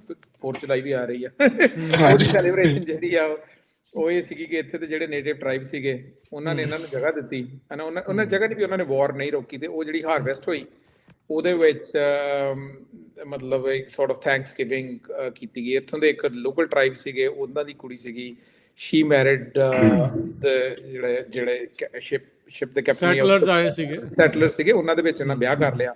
ਪਰ ਉਸ ਤੋਂ ਬਾਅਦ ਉਹਨਾਂ ਨੂੰ ਹੋਇਆ ਕਿ ਇਹ ਇੱਕ ਇੰਟਰਸਟਿੰਗ ਮੈਟਰ ਜਿਹੜੀਆਂ ਇੱਕ ਹੋਰ ਵੀ ਇੰਟਰਸਟਿੰਗ ਮੈਟਰ ਇਹ ਆ ਕਿ ਜਿਹੜੀ ਬੈਟਲ ਆਫ ਐਲਮੋ ਆ, ਉਸ ਤੋਂ ਪਹਿਲਾਂ ਜਿਹੜਾ ਯੂਨਾਈਟਿਡ ਸਟੇਟਸ ਸੀਗਾ ਉਹਦੇ ਕੋਲ ਜਿਹੜਾ ਇੱਧਰ ਪੈਸੀਫਿਕ ਓਸ਼ਨ ਸੀਗਾ ਉਹਦਾ ਐਕਸੈਸ ਨਹੀਂ ਸੀ ਹੈਗਾ, ਹਨਾ। ਸੋ ਐਲਮੋ ਦੇ ਬੈਟਲ ਦੇ ਵਿੱਚ ਮੇਰੇ ਖਿਆਲ ਨਾਲ ਐਲਮੋ ਦੀ ਦ ਵਾਰ ਆਫ ਐਲਮੋ ਉਹ ਵੀ ਹੈਗੀ ਆ, ਸ਼ਾਇਦ ਮੂਵੀ ਵੀ ਹੈਗੀ ਹੈ। ਹਾਂਜੀ, ਤੇ ਉਹ ਕਹਿੰਦੇ ਵੀ ਜਦੋਂ ਐਲਮੋ ਦੇ ਵਿੱਚ ਇਹਨਾਂ ਨੇ ਕਿੰਗ ਨੂੰ ਕੈਪਚਰ ਕਰ ਲਿਆ, ਹਨਾ। ਓਵਰ ਕੌਨਫੀਡੈਂਟ ਕਿੰਗ ਸੀਗਾ, ਹਨਾ। ਉਹ ਕਹਿੰਦੇ ਅੱਜ ਤਾਂ ਦੱਬ ਲਾਂਗੇ, ਤੇ ਉਹਨੂੰ ਕਿਹਾ ਕਿ ਤੇਰੀ ਜਾਨ ਦੀ ਕੀਮਤ ਕੀ ਹੈ ਰੈਦਰ ਦੈਨ ਮਾਰਨ ਦੇ ਨਾਲ। ਤਾਂ ਉਹਨੇ ਕਿਹਾ ਕਿ ਆਈ ਵਿਲ ਰਾਈਟ ਟੈਕਸਸ ਤੇ California, part of California was given ਅਵੇ। ਪਰ ਉਸ ਤੋਂ ਪਹਿਲਾਂ ਆਈ ਥਿੰਕ 1889 ਦੇ ਆਸ-ਪਾਸ ਸ਼ਾਇਦ ਜਿਹੜਾ ਓਰੇਗਨ ਜਿਹੜਾ ਓਰੇਗਨ ਤੇ ਵਾਸ਼ਿੰਗਟਨ ਵੀ ਸੀਗਾ, ਇਹ ਬ੍ਰਿਟਿਸ਼ ਕਾਲੋਨੀ ਸੀਗੀਆਂ, ਤੇ ਇਹ ਵੀ ਉਹਨਾਂ ਦੇ ਵਿੱਚ ਜਿਹੜੀਆਂ ਸੀਗੀਆਂ ਉਹ ਦੇ ਦਿੱਤੀਆਂ। ਤੇ ਉਸ ਤੋਂ ਬਾਅਦ ਜਿਹੜੀ ਆਈ ਥਿੰਕ 49th ਆਰਟੀਕਲ ਕਹਿੰਦੇ ਸ਼ਾਇਦ ਉਹਨੂੰ, ਜਿਹਦੇ ਵਿੱਚ ਜਿਹੜਾ ਦੋਵਾਂ ਕੰਟਰੀਜ਼ ਦੇ ਵਿੱਚ ਜਿਹੜੀ 49 ਪੈਰਲਲ ਤੇ ਆਈ ਥਿੰਕ ਦ ਓਨਲੀ ਐਕਸੈਪਸ਼ਨ ਬੀਇੰਗ ਅਲਾਸਕਾ, ਜਿਹੜੀ ਰਸ਼ੀਅਨ ਕੰਟਰੋਲ ਦੇ ਥੱਲੇ ਸੀ। ਉਹਨਾਂ $1 ਮਿਲੀਅਨ ਦੀ ਜਿਹੜੀ ਵੇਚੀ ਸੀ, ਖਰੀਦੀ ਸੀ, ਜ਼ਾਰ ਨੇ ਖਰੀਦੀ ਸੀ $1 ਮਿਲੀਅਨ ਦੀ। ਹੁਣ ਮੈਨੂੰ ਲੱਗਦਾ ਇੱਕ ਤਾਂ ਘਰ ਉੱਥੇ $1 ਮਿਲੀਅਨ ਦਾ ਹੋਣਾ। ਸਹੀ ਗੱਲ ਹੈ। ਤੇ yeah, so I think history of two nations, it's very interesting to watch. ਮੈਂ ਕਹਿੰਦਾ ਵੀ ਇੰਨਾ ਚਿਹਰੇ ਕੱਢ ਕੇ ਲਾਗੇ ਰਹਿੰਦੇ ਆ, ਹਨਾ। ਇਹ ਵੀ ਆਪਣੇ ਆਪ ਦੇ ਬੜੀ ਅਕੰਪਲਿਸ਼ਮੈਂਟ ਆ। ਮੈਨੂੰ ਲੱਗਦਾ ਵੀ ਹੁਣ ਤੱਕ ਉਹਦਾ ਇਹੀ ਰੀਜ਼ਨ ਸੀਗਾ ਕਿ ਕਹਿੰਦੇ ਕੈਨੇਡਾ ਦੀ ਕੋਈ ਫੋਰਨ ਪਾਲਿਸੀ ਨਹੀਂ ਹੁੰਦੀ, ਜੋ ਅਮਰੀਕਾ ਦੀ ਫੋਰਨ ਪਾਲਿਸੀ ਹੁੰਦੀ ਸੀ ਉਹੀ ਕੈਨੇਡਾ ਦੀ ਫੋਰਨ ਪਾਲਿਸੀ ਹੋ ਜਾਂਦੀ ਹੈ। ਅੱਛਾ, ਇਹ ਬੜਾ ਇੰਟਰਸਟਿੰਗ ਜਿਹੜਾ ਪੁਆਇੰਟ ਆ ਵੀ ਉਹੀ ਰਾਜ, ਉਹੀ ਲੋਕ, ਉੱਦਾਂ ਦੇ ਹੀ ਲੋਕ ਉੱਥੇ ਵੀ ਰਹਿੰਦੇ ਹੋਣਗੇ, ਇੱਧਰ ਵੀ ਰਹਿੰਦੇ ਹੋਣੇ। ਇੱਕ ਨੇ ਚੁਣਿਆ ਵੀ ਆਪਾਂ ਇੰਗਲੈਂਡ ਨਾਲ ਚਲੇ ਜਾਈਏ, ਕਾਮਨਵੈਲਥ ਹੀ ਰਹਿਣਾ। ਇੱਕ ਨੇ ਕਿਹਾ ਵੀ ਨਹੀਂ, ਸਾਨੂੰ ਆਜ਼ਾਦੀ ਹੋਈ ਜਿਹੜੀ ਆ ਉਹ ਚਾਹੀਦੀ ਆ। ਇੱਧਰ ਜਿਹੜੀਆਂ 13 ਕਾਲੋਨੀਜ਼ ਸ਼ੁਰੂਆਤ ਵਾਲੀਆਂ ਸੀ ਉਹਨਾਂ ਨੇ ਇਕੱਠੇ ਹੋ ਕੇ ਇੱਦਾਂ ਕੀਤਾ, ਡੈਕਲੇਰੇਸ਼ਨ ਜਿਹੜੀ ਉਹ ਦਿੱਤੀ। ਪਰ ਇਹ ਜਿਹੜਾ ਕੈਨੇਡਾ ਡੇ, ਡੋਮੀਨੀਅਨ ਡੇ ਜਿਹਨੂੰ ਪਹਿਲੋਂ ਆਖਦੇ ਸੀਗੇ, ਵੀ ਉਹ ਪਹਿਲੋਂ ਜਿਹੜਾ ਉਹ ਇਹ ਵਾਪਰਿਆ। ਸੋ ਇਹ ਫਰਕ ਕਿਉਂ ਤੁਹਾਨੂੰ ਲੱਗਦਾ ਵੀ ਇਹ ਜਿਹੜਾ ਰਿਹਾ ਹੋਊਗਾ? ਮਤਲਬ ਉਸ ਟਾਈਮ ਦੇ ਉੱਤੇ ਤਾਂ ਕੋਈ ਬਾਰਡਰ ਨਹੀਂ ਸੀਗਾ, ਉਦੋਂ ਤਾਂ ਸਾਰੇ ਇੱਕ ਮੇਕ ਵਾਲੀ ਜਿਹੜੀ ਉਹ ਗੱਲ ਸੀਗੀ ਵੀ ਕੋਈ ਇੱਦਾਂ ਦਾ ਜਿਹਨੂੰ 49th ਪੈਰਲਲ ਆਪਾਂ ਹੁਣ ਕਹਿੰਦੇ ਆ, ਵੀ ਉਦੋਂ ਤਾਂ ਇੱਦਾਂ ਦਾ ਨਹੀਂ ਸੀਗਾ ਵੀ ਉਹ ਉੱਧਰ ਬੰਦੇ ਥੋੜ੍ਹੇ ਸੀਗੇ ਤਾਂ ਉਹਨਾਂ ਨੇ ਕਿਹਾ, ਬਰਫ਼ ਜ਼ਿਆਦਾ ਪੈਂਦੀ ਸੀਗੀ ਤਾਂ ਇਹਨਾਂ ਨੇ ਸੋਚਿਆ ਵੀ ਛੱਡ ਪਰਾਂ, ਉੱਧਰ ਕੀ ਕਰਨ ਜਾਣਾ ਆ, ਇੱਥੇ ਤੱਕ ਜਿੱਥੇ ਤੱਕ ਮਿਲਦਾ ਉਨਾ ਕੁ ਕਰ ਲਈਏ। ਮੈਨੂੰ ਲੱਗਦਾ ਇਹਦੇ ਵਿੱਚ ਬਹੁਤ ਜ਼ਿਆਦਾ ਸਟਲਟੀਜ਼ ਰਹੀਆਂ ਹੋਣਗੀਆਂ ਰਾਜਕਰਨਵੀਰ ਸਿੰਘ। ਮਤਲਬ ਉਹਦੇ ਚ ਇੱਕ ਚੀਜ਼ ਜਿਹੜੀ ਬੜੀ ਕਲੀਅਰ ਸੀਗੀ ਅਮਰੀਕਾ ਦੇ ਵਿੱਚ, ਈਵਨ ਦੋ ਮਤਲਬ ਜਿਹੜੀ ਯੂਨੀਅਨ ਹੈ, ਜਿਹੜੀਆਂ ਤੁਸੀਂ 13 ਕਾਲੋਨੀਜ਼ ਦੀ ਗੱਲ ਕਰਦੇ ਆ, ਉਹ ਤੋਂ ਪਹਿਲਾਂ ਹੀ ਅਮਰੀਕਾ ਦੇ ਵਿੱਚ ਸਲੇਵਰੀ ਆ ਗਈ ਸੀ, ਹਨਾ। ਹੁਣ ਜਿਹੜੇ ਕੈਨੇਡੀਅਨ ਆ ਉਹ ਇਸ ਗੱਲ ਤੇ ਬੜਾ ਜ਼ਿਆਦਾ ਪ੍ਰਾਊਡ ਕਰਦੇ ਆ ਵੀ ਕੈਨੇਡਾ ਦੇ ਵਿੱਚ ਕਦੇ ਸਲੇਵਰੀ ਨਹੀਂ ਆਈ, ਠੀਕ ਹੈ ਨਾ। ਦੂਜੀਆਂ ਜਿਹੜੀਆਂ ਤੁਸੀਂ ਦੇਖੋ ਵੀ ਜਿਹੜੀਆਂ ਕੈਨੇਡੀਅਨ ਵੈਲਿਊਜ਼ ਹੈ, ਈਵਨ ਜੇ ਪੁਰਾਣੀਆਂ ਵੀ ਦੇਖੀ ਜਾਵੇ, ਉਹ ਬ੍ਰਿਟਨ ਦੇ ਬਹੁਤ ਨੇੜੇ ਰਹਿਣਾ ਚਾਹੁੰਦੇ ਆ ਉਹ ਨਾ। ਉਹ ਜਿਹੜੀਆਂ ਬ੍ਰਿਟਿਸ਼ ਵੈਲਿਊਜ਼ ਹੈਗੀਆਂ, ਸੋਸ਼ਲਿਸਟ ਵੈਲਿਊਜ਼ ਹੈ, ਉਹ ਇੱਕ ਫੈਕਟਰ ਹੋ ਸਕਦਾ। ਮਤਲਬ ਮੈਂ ਜੇ ਤੁਹਾਨੂੰ ਕਹਾਂ ਵੀ ਮੈਂ ਇਸ ਗੱਲ ਤੇ ਪੂਰੀ ਰਿਸਰਚ ਕੀਤੀ ਹੋਵੇ, ਉਦਾਂ ਦੀ ਨਹੀਂ ਹੈਗੀ, ਹਨਾ। ਵੀ ਜਿਹੜੀਆਂ ਸੋਸ਼ਲਿਸਟ ਵੈਲਿਊਜ਼ ਹੈ, ਹੈਲਥ ਕੇਅਰ, ਈਵਨ ਦੋ ਬਹੁਤ later on public health care ਆਇਆ, ਪਰ ਜਿਹੜਾ ਕੈਨੇਡਾ ਹੈ ਉਹ ਬ੍ਰਿਟਨ ਦੇ ਬਹੁਤ ਨੇੜੇ ਰਹਿਣਾ ਚਾਹੁੰਦਾ ਸੀਗਾ ਤੇ ਬ੍ਰਿਟਨ ਉਹਦੀ ਬੈਕ ਤੇ ਸੀਗਾ। ਲੋਕਾਂ ਦਾ ਇਹ ਜਨਰਲ ਓਪੀਨੀਅਨ ਹੈ, ਹੋ ਸਕਦਾ ਰਿਹਾ ਹੋਵੇ। ਜਦ ਕਿ ਜਿਹੜਾ ਅਮਰੀਕਾ ਹੈ, ਅਮਰੀਕਾ ਨੇ ਲਾਈਕ ਕੰਪਲੀਟ ਬ੍ਰਿਟਨ ਦੇ ਵਿਦਰੋਹ ਚੋਂ ਨਿਕਲਿਆ ਵੀ ਜੋ ਇੰਗਲੈਂਡ ਕਰਦਾ ਜਦੋਂ ਜਿਹੜੇ ਟੀ ਪਾਰਟੀ ਵਾਲੇ ਇਵੈਂਟਸ ਆ, ਵੀ ਅਸੀਂ ਜੋ ਟੈਕਸ ਜਿਹੜਾ ਲਾਉਣ ਵਾਲੀ ਗੱਲ ਸੀ ਉੱਥੋਂ, ਹਾਂਜੀ ਵੀ ਅਸੀਂ ਉਸ ਤੋਂ ਬਿਲਕੁਲ ਪੁੱਠਾ ਕਰਨਾ। ਉਹਦੇ ਵਿੱਚ ਜਿਹੜੇ ਥੱਲੜੇ ਲੈਵਲ ਦੇ ਬੰਦੇ ਹੁੰਦੇ ਆ, ਉਹ ਯੂਜੂਅਲੀ ਏਡਾ ਡਿਸੀਜਨ ਮੇਕਿੰਗ ਉਹਨਾਂ ਦੀ ਨਹੀਂ ਹੁੰਦੀ। ਉਹ ਤਾਂ ਜਿਹੜੇ ਲੀਡਰਸ ਹੁੰਦੇ ਆ ਉਹੀ ਫੈਸਲਾ ਰਲ ਮਿਲ ਕੇ ਲੈ ਲੈਂਦੇ ਹੁੰਦੇ ਆ, ਬਾਕੀ ਤਾਂ ਥੱਲੇ ਮੰਨਿਆ ਹੀ ਜਾਂਦਾ। ਪਰ ਉਸ ਵੇਲੇ ਦੇ ਜਿਹੜੇ ਐਗਜ਼ੈਕਟ ਹਾਲਾਤ ਆਪਾਂ ਨਹੀਂ ਸਮਝ ਸਕਦੇ, ਪਰ ਹਾਂ ਇਹ ਹੈਗਾ ਵੀ ਕੌਨਸ਼ੀਅਸਲੀ ਇਹ ਡਿਸੀਜਨ ਲਏ ਗਏ ਵੀ ਇੱਕ ਕਹਿੰਦਾ ਵੀ ਅਸੀਂ ਯੂਕੇ ਦਾ ਬਿਲਕੁਲ ਵਿਰੋਧ ਕਰਨਾ, ਤੇ ਦੂਜੇ ਕਹਿੰਦੇ ਵੀ ਨਹੀਂ, ਸਾਡੀਆਂ ਜਿਹੜੀਆਂ ਵੈਲਿਊਜ਼ ਆ ਯੂਕੇ ਨਾਲ ਅਲਾਈਨ ਕਰਦੀਆਂ ਸੀ, ਉਹਨਾਂ ਨਾਲ ਹੀ ਰਹਿਣਾ। ਸੋ ਮੈਨੂੰ ਲੱਗਦਾ ਵੀ ਜਦੋਂ ਵੀ ਬਾਰਡਰ ਡਰਾ ਹੁੰਦੇ ਆ, ਉਹ ਕੈਰਟ ਐਂਡ ਸਟਿਕ ਪ੍ਰਿੰਸੀਪਲ ਦੇ ਨਾਲ ਹੁੰਦੇ ਆ, ਹਨਾ। ਬਈ ਜਿਹਨੂੰ ਤੁਸੀਂ ਕਹਿ ਸਕਦੇ ਹੋ ਇੱਕ ਬੰਨੇ ਛੱਤਰ ਹੁੰਦਾ, ਦੂਜੇ ਬੰਨੇ ਪੋਜ਼ਿਟਿਵ ਚੀਜ਼ਾਂ ਹੁੰਦੀਆਂ। ਜੇ ਅਸੀਂ ਰਣਜੀਤ ਸਿੰਘ ਦਾ ਵੀ ਰਾਜ ਮਿੱਠਾ ਹੁੰਦਾ, ਇੱਕ ਪਾਸੇ ਇੱਕ ਬੰਨੇ ਮਿੱਠਾ ਹੁੰਦਾ, ਦੂਜੇ ਬੰਨੇ ਛੱਤਰ ਹੁੰਦਾ। ਜੇ ਅਸੀਂ ਰਣਜੀਤ ਸਿੰਘ ਦਾ ਵੀ ਰਾਜ ਵੇਖਦੇ ਹਾਂ ਤਾਂ ਹੋਰ ਰੀਜ਼ਨ ਬ੍ਰਿਟਿਸ਼ ਨੇ ਸਾਰਾ ਕੌਂਕਰ ਕਰ ਲਿਆ ਸੀਗਾ, ਪਰ ਉਹਨਾਂ ਨੇ ਸਤਲੁਜ ਕ੍ਰਾਸ ਨਹੀਂ ਕੀਤਾ, ਹਨਾ। ਤੇ ਇਧਰੋਂ ਰਣਜੀਤ ਸਿੰਘ ਨੇ ਵੀ ਉਧਰ ਖੈਬਰ ਤੱਕ ਜਾ ਕੇ ਪੰਗਾ ਲੈ ਲਿਆ ਸੀਗਾ, ਪਰ ਉਹਨੇ ਵੀ ਸਤਲੁਜ ਜਿਹੜਾ ਸੀਗਾ ਉਹ ਕੰਟਰੋਲ ਨਹੀਂ ਕੀਤਾ, ਕਿਉਂਕਿ ਦੋਵੇਂ ਹੀ ਪਾਸੇ ਜਿਹੜੇ ਉਹ ਸ਼ੋਰ ਨਹੀਂ ਹੁੰਦੇ, ਹਨਾ, ਵੀ ਉਹਨਾਂ ਦੀ ਸਟਰੈਂਥ ਕੀ ਆ, ਠੀਕ ਆ। ਐਂਡ ਉਹਨਾਂ ਨੂੰ ਲੜ ਕੇ ਦੇयर ਇਜ਼ ਲੋਟ ਟੂ ਲਾਸ। ਸੋ ਜੇ ਅਸੀਂ ਬ੍ਰਿਟੇਨ ਦੀ ਗੱਲ ਕਰਦੇ ਹਾਂ, ਬ੍ਰਿਟੇਨ ਦੀ ਜਿਹੜੀ ਰਾਇਲ ਬ੍ਰਿਟੇਨ ਨੇਵੀ ਸੀਗੀ, ਜਿਹਨੂੰ ਤੁਸੀਂ ਕਹਿ ਸਕਦੇ ਹੋ, ਹਨਾ, ਜਦੋਂ ਡੱਚ ਜਿਹੜੇ ਸੀ, ਡੱਚ ਦੇ ਫਾਲ ਤੋਂ ਬਾਅਦ ਇੱਕ ਪੁਆਇੰਟ ਦੇ ਉੱਤੇ ਡੱਚ ਵਰਲਡ ਪਾਵਰ ਸੀਗੇ, ਪਰ ਡੱਚ ਦੀ ਵਰਲਡ ਪਾਵਰ ਸ਼ਿਪਸ ਤੋਂ ਸੀਗੀ। ਪਰ ਜਦੋਂ ਡੱਚ ਦਾ ਡਾਊਨਫਾਲ ਹੋਇਆ ਆ ਤੇ ਬ੍ਰਿਟੇਨ ਦੇ ਵਿੱਚ ਸ਼ਿਪਸ ਜਿਹੜੀਆਂ ਸੀਗੀਆਂ ਉਹ ਬੜੇ ਸਸਤੇ ਕੋਸਟ ਦੇ ਵਿੱਚ, ਟੈਕਨੋਲੋਜੀ ਡਿਜ਼ਾਈਨਰ ਉਹਨਾਂ ਦੇ ਪਰ ਇਹ। ਸੋ ਰਾਇਲ ਨੇਵੀ ਜਿਹੜੀ ਸੀਗੀ ਉਹ ਆਪਣੇ ਆਪ ਦੇ ਦੁਨੀਆ ਦੇ ਵਿੱਚ ਇੱਕ ਸਟਰੈਂਥ ਸੀ, ਠੀਕ ਹੈ ਜੀ। ਜਿੰਨੀਆਂ ਵੀ ਕਾਲੋਨੀਜ਼ ਸੀਗੀਆਂ ਬ੍ਰਿਟੇਨ ਦੀਆਂ ਆਲ ਓਵਰ ਦਾ ਵਰਲਡ, ਉਹ ਸਾਰਾ ਪੈਸਾ ਫਿਊਲ ਇਨ ਕਰਨ ਡੀਆਂ ਸੀਗੀਆਂ back to England. So England ਦੇ ਕੋਲੇ ਜਿਹੜੇ ਰਿਸੋਰਸਿਸ ਸੀਗੇ ਉਹ ਕਿਸੇ ਵੀ ਹੋਰ ਐਮਪਾਇਰ ਉਹਦੇ ਨੇੜੇ ਤੇੜੇ ਵੀ ਨਹੀਂ ਸੀ ਵੱਜਦਾ। ਅਮਰੀਕਾ ਦੇ ਕੋਲੇ ਕੀ ਹੋਇਆ ਕਿ ਯੂਐਸ ਜਦੋਂ ਕਾਲੋਨੀਜ਼ ਇੱਥੇ, ਤੇ ਇਹਨਾਂ ਨੇ ਬਹੁਤ ਹੱਦ ਤੱਕ ਬੜੀ ਫਾਸਟ ਇੱਥੇ ਐਕਸਪੈਂਡ ਕੀਤਾ। ਉਹਦੇ ਦੋ ਵੱਡੇ ਰੀਜ਼ਨ ਸੀਗੇ। ਇੱਕ ਤਾਂ ਜਿਹੜਾ ਅਮਰੀਕਾ ਦੇ ਕੋਲੇ ਜਿਹੜੀ ਆਈਸੋਲੇਸ਼ਨ ਆ, ਜਿਹੜੇ ਨੈਚੁਰਲ ਬਾਰਡਰ ਨੇ, ਉਹ ਜਿਹੜਾ ਇਹਨਾਂ ਦਾ ਡਿਫੈਂਸ ਕਾਸਟ ਆ ਉਹਨੂੰ ਸਿਗਨੀਫੀਕੈਂਟਲੀ ਲੋਅਰ ਲੈ ਆਉਂਦੇ ਆ, ਠੀਕ ਆ। ਦੋਨੋਂ ਪਾਸੇ ਸਮੁੰਦਰ ਨੇ, ਦੋਨੇ ਪਾਸੇ ਸਮੁੰਦਰ ਆ, ਹਨਾ। ਉਤਲੇ ਬੰਨੇ ਇਹਨਾਂ ਕੋ ਬਰਫ਼ ਸੀਗਾ, ਹਨਾ, ਬਰਫ਼ ਸੀਗੀ। ਥੱਲੇ ਬੰਨੇ ਮੈਕਸੀਕੋ ਸੀਗਾ, ਪਰ ਉਹ ਵੀ ਉਹ ਵੀ ਇਹਨਾਂ ਬਾਰਡਰ ਉਹਨਾਂ ਜਦੋਂ ਵਾਰ ਆਫ ਮੈਕਸੀਕੋ ਦੇ ਵਿੱਚ ਸਪੈਨੀਅਰਡਸ ਉੱਥੋਂ ਇਹਨਾਂ ਦੇ ਖਦਾੜਤੇ ਸੀਗੇ। ਸੋ ਮੈਕਸੀਕੋ ਵਾਲਾ ਸਟਰੈਂਥ ਰਹਿ ਨਹੀਂ ਸੀ। ਉਹ ਵੀ ਦਰਿਆ ਆ ਜਾਂਦਾ ਉੱਥੇ ਵੀ, ਉਹ ਵੀ ਦਰਿਆ ਆ ਜਾਂਦਾ। ਸੋ ਇੱਕ ਹਿਸਾਬ ਨਾਲ ਜੇ ਸੋਚੋ ਤੇ ਜਿਹੜਾ ਜੇ 1800 ਦਾ ਐਂਡ ਜੇ ਅਸੀਂ ਦੇਖਦੇ ਹਾਂ ਤੇ ਉਸ ਟਾਈਮ ਦੇ ਵਿੱਚ ਜਿਹੜੇ ਸਭ ਤੋਂ ਪ੍ਰੋਡਕਟਿਵ ਜਿਹੜੇ ਏਰੀਆ ਸੀਗੇ ਉਹ ਇੱਥੇ ਦੇ ਸੈਟਲਰਸ ਨੇ ਕਾਬੂ ਕਰ ਲਏ ਸੀਗੇ। ਤੇ ਇੱਥੇ ਦੇ ਸੈਟਲਰ ਜਿਹੜੇ ਸੀਗੇ ਉਹ ਜ਼ਮੀਨ ਨਾਲ ਨੂੰ ਦੱਬ ਕੇ ਪਏ। ਜੇ ਤੁਸੀਂ ਵੇਖੋ ਕਿ ਟੈਕਸਸ ਦੀ ਜਿਹੜੀ ਵਾਰ ਆਫ ਐਲਮੋ ਹੋਈ ਆ, ਵੀ ਟੈਕਸਸ ਦੇ ਵਿੱਚ ਜਿਹੜੀ ਵਾਰ ਹੋਈ ਆ, ਉਹਦੇ ਵਿੱਚ ਵੀ ਪਹਿਲਾਂ ਕੀ ਹੋਇਆ ਕਿ ਇਹਦੇ ਵਿੱਚ ਜਿਹੜੇ ਮੈਕਸੀਕੋ ਦੇ ਲੋਕ ਸੀਗੇ, ਹਨਾ, ਉਹ ਸੀਗੇ, ਪਰ ਉਹ ਆਪਣੀ ਵਾਹੀ ਖੇਤੀ ਨਹੀਂ ਸੀ ਕਰਦੇ। ਸੋ ਜਿਹੜੇ ਸੈਟਲਰ ਸੀਗੇ, ਉਹਨਾਂ ਨੇ ਜ਼ਮੀਨਾਂ ਠੇਕੇ ਤੇ ਲੈ ਕੇ ਤੇ ਵਾਹੁਣੀਆਂ ਸ਼ੁਰੂ ਕਰਤੀਆਂ। ਠੀਕ ਹੈ ਜੀ। ਫਿਰ ਜਦੋਂ ਵਾਹੁਣੀਆਂ ਸ਼ੁਰੂ ਕਰਤੀਆਂ ਤੇ ਇੱਕ ਸਰਟਨ ਪੁਆਇੰਟ ਆਫ ਟਾਈਮ ਉਹਨਾਂ ਨੇ ਕਿਹਾ ਵੀ ਅਸੀਂ ਨਹੀਂ ਮੰਨਦੇ ਕਿਸੇ ਦਾ ਹੋਰ ਦਾ ਰਾਜ ਆ, ਕਿਉਂਕਿ ਇੱਥੇ ਅਸੀਂ ਵਾਹੀ ਕਰਦੇ ਅਸੀਂ ਵਾਹੀ ਕਰਦੇ ਹਾਂ, ਅਸੀਂ ਜ਼ਗੀਰਦਾਰ ਹਾਂ, ਹਨਾ, ਸਾਡੀਆਂ ਜ਼ਮੀਨਾਂ। ਸੋ ਜਿਹੜੀ war of between the Spaniards and US ਹੋਈ ਸੀ, ਇਸੇ ਚੀਜ਼ ਦੇ ਉੱਤੇ ਹੋਈ ਸੀਗੀ। ਠੀਕ ਆ। ਸੋ ਜਦੋਂ ਸੈਟਲਰਸ ਇੱਧਰ ਐਕਸਪੈਂਡ ਹੋਏ ਆ, ਉਹਨਾਂ ਨੇ ਜ਼ਮੀਨਾਂ ਤੋਂ ਜਿਹੜੀ ਪ੍ਰੋਡਕਟਿਵਿਟੀ ਆਈ ਹੈ, ਹਨਾ, ਕਿਉਂਕਿ ਖੁੱਲੀਆਂ ਜ਼ਮੀਨਾਂ, ਉਹਦੇ ਵਿੱਚੋਂ ਉਹਨਾਂ ਨੂੰ ਸਿੰਜਣ ਵਾਲੀਆਂ ਮਿਸਿਸਿਪੀ ਰਿਵਰ ਆ, ਬਾਕੀ ਰਿਵਰਸ ਨੇ, ਉਹ ਸਾਰੀਆਂ। ਸੋ ਆਪਣੇ ਆਪ ਦੇ ਵਿੱਚ ਤੇ ਬਾਰਡਰਸ ਦੇ ਉੱਤੇ ਡਿਫੈਂਡ ਨਹੀਂ ਕਰਨਾ ਪੈਣ ਡਿਆ। ਇੱਕੋ ਹੀ ਵੱਡਾ ਬਾਰਡਰ ਸੀਗਾ, ਉਹ ਸੀਗਾ ਉੱਪਰ ਜਿਹੜਾ ਹੈਗਾ ਸੀਗਾ ਬ੍ਰਿਟਿਸ਼ ਦੇ ਨਾਲ। ਬ੍ਰਿਟਿਸ਼ ਈਦਰ ਵੇਜ਼ ਬ੍ਰਿਟਿਸ਼ ਕੋਲੇ ਬਹੁਤ ਜ਼ਿਆਦਾ ਆਪਣਾ ਵੀ ਏਰੀਆ ਸੀਗਾ, ਯੂਐਸ ਆਪਣੀ ਵੀ ਐਕਸਪੈਂਸ਼ਨਿਸਟ ਉਹਦੇ ਵਿੱਚ ਜਾਣ ਡਿਆ ਸੀ। ਦੋਵਾਂ ਨੂੰ ਇੱਕ ਦੂਜੇ ਦਾ ਫੀਲ ਹੋਣ ਡਿਆ ਸੀ, ਪਰ ਰਾਇਲ ਨੇਵੀ ਦੀ ਧਾਕ ਅਜੇ ਵੀ ਸੀ। ਠੀਕ ਹੈ ਜੀ। ਰਾਇਲ ਨੇਵੀ ਬਾਕੀ ਵੀ ਜਗ੍ਹਾ ਚੀਜ਼ਾਂ ਨੂੰ ਮੇਨਟੇਨ ਕਰਨ ਦੀ ਕੋਸ਼ਿਸ਼ ਕਰਨ ਡਈ ਸੀ, ਪਰ ਜੇ ਰੀਅਲੀ ਵਾਰ ਹੋ ਜਾਂਦੀ, ਹਨਾ, ਸੋ ਮੈਨੂੰ ਲੱਗਦਾ ਕਿ ਉਹ ਇੰਨੀ ਛੇਤੀ ਮੁੱਕਣ ਵਾਲੀ ਨਹੀਂ ਸੀਗੀ। ਸੋ ਜਿਹੜੇ ਯੂਐਸ ਦੇ ਉਸ ਸਮੇਂ ਦੇ ਜਿਹੜੇ ਲੀਡਰਸ ਰਹੇ ਹੋਣਗੇ, ਉਹਨਾਂ ਨੂੰ ਵੀ ਲੱਗਿਆ ਹੋਊਗਾ ਕਿ ਜਿਹੜਾ ਸਭ ਤੋਂ ਵੱਧ ਜਰਖੇਜ ਏਰੀਆ ਉਹ ਤਾਂ ਸਾਡੇ ਕੋਲੇ ਆ, ਉੱਤੇ ਸਾਰਾ ਬਰਫਾਂ ਵਾਲਾ ਰਿਸੋਰਸ ਤਾਂ ਆਪਣੇ ਕੋਲ ਹੀ ਆ, ਆਪਾਂ ਨੂੰ ਤੇ ਇਸੇ ਦੀ ਲੋੜ ਆ ਰਿਸੋਰਸ, ਹਨਾ। ਸੋ ਉੱਪਰ ਵਾਲੇ ਜਿਹੜੇ ਰਿਸੋਰਸ ਸੀ ਉਹ ਤੇ ਕੋਲਡ ਰਿਸੋਰਸਸ ਸੀਗੇ, ਹਨਾ, ਵੀ ਤੇ ਛੋਟੀ ਜੀ ਪੋਪੂਲੇਸ਼ਨ ਸੀਗੀ, ਤੇ ਉਹ ਵੀ ਉਹ ਪੋਪੂਲੇਸ਼ਨ ਸੀ ਜੋ ਸਲੇਵਰੀ ਇੱਥੇ ਹੋਈ। ਬਹੁਤ ਸਾਰੇ ਸਲੇਵਰੀ ਦੇ ਵਿੱਚ ਵੀ ਬੜੀ ਸਾਰੀ ਜਿਹੜੀ ਜਨਤਾ ਸੀਗੀ, ਜਾਂ ਜਿਹੜੀ ਪ੍ਰਾਇਮਰਲੀ ਜਿਹਨੂੰ ਤੁਸੀਂ ਕਹਿ ਸਕਦੇ ਆ ਬ੍ਰਿਟਿਸ਼ ਜਾਂ ਆਇਰਿਸ਼ ਜਾਂ ਇਟਾਲੀਅਨਸ, ਜਾਂ ਉਹ ਨਹੀਂ ਸੀਗੇ। ਵੇਵਸ ਆਫ ਇਮੀਗ੍ਰੇਸ਼ਨ ਹੋਈਆਂ, ਪਰ ਕੈਨੇਡਾ ਸ਼ੁਰੂ ਤੋਂ ਹੀ ਇਹ ਰਿਹਾ ਵੀ ਜਦੋਂ ਕੋਈ ਨਹੀਂ ਸਰਦਾ ਰਿਹਾ, ਉਹ ਜਾ ਕੇ ਕੈਨੇਡਾ ਨੂੰ ਦੌੜ ਜਾਂਦਾ ਰਿਹਾ, ਹਨਾ। So Canada was always that mosaic. So I think ਉਹ at that point of time ਉਹ ਇੱਕ ਦੂਜੇ ਦੀ ਉਹ ਸਟਰੈਂਥ ਮੈਜਰਮੈਂਟ ਹੀ ਹੋਈ ਹੋਊਗੀ ਕਿ ਭਾਈ ਜ਼ਿਆਦਾ ਜਰਖੇਜ ਏਰੀਆ ਇਧਰ ਵੀ ਸਾਡੇ ਕੋਲ ਹੈਗਾ, ਬਰਫਾਂ ਦੇ ਵਿੱਚੋਂ ਕੀ ਨਿਕਲਣਾ, ਉਦੋਂ ਤੱਕ ਐਡੀ ਗੱਲ ਕੋਈ ਨਿਕਲ ਕੇ ਉਦੋਂ ਤਾਂ ਤੇਲ ਤੂਲ ਦਾ ਵੀ ਨਹੀਂ ਸੀ ਰੌਲਾ, ਕੋਈ ਐਡਾ ਰੌਲਾ ਹੈ ਨਹੀਂ ਸੀ।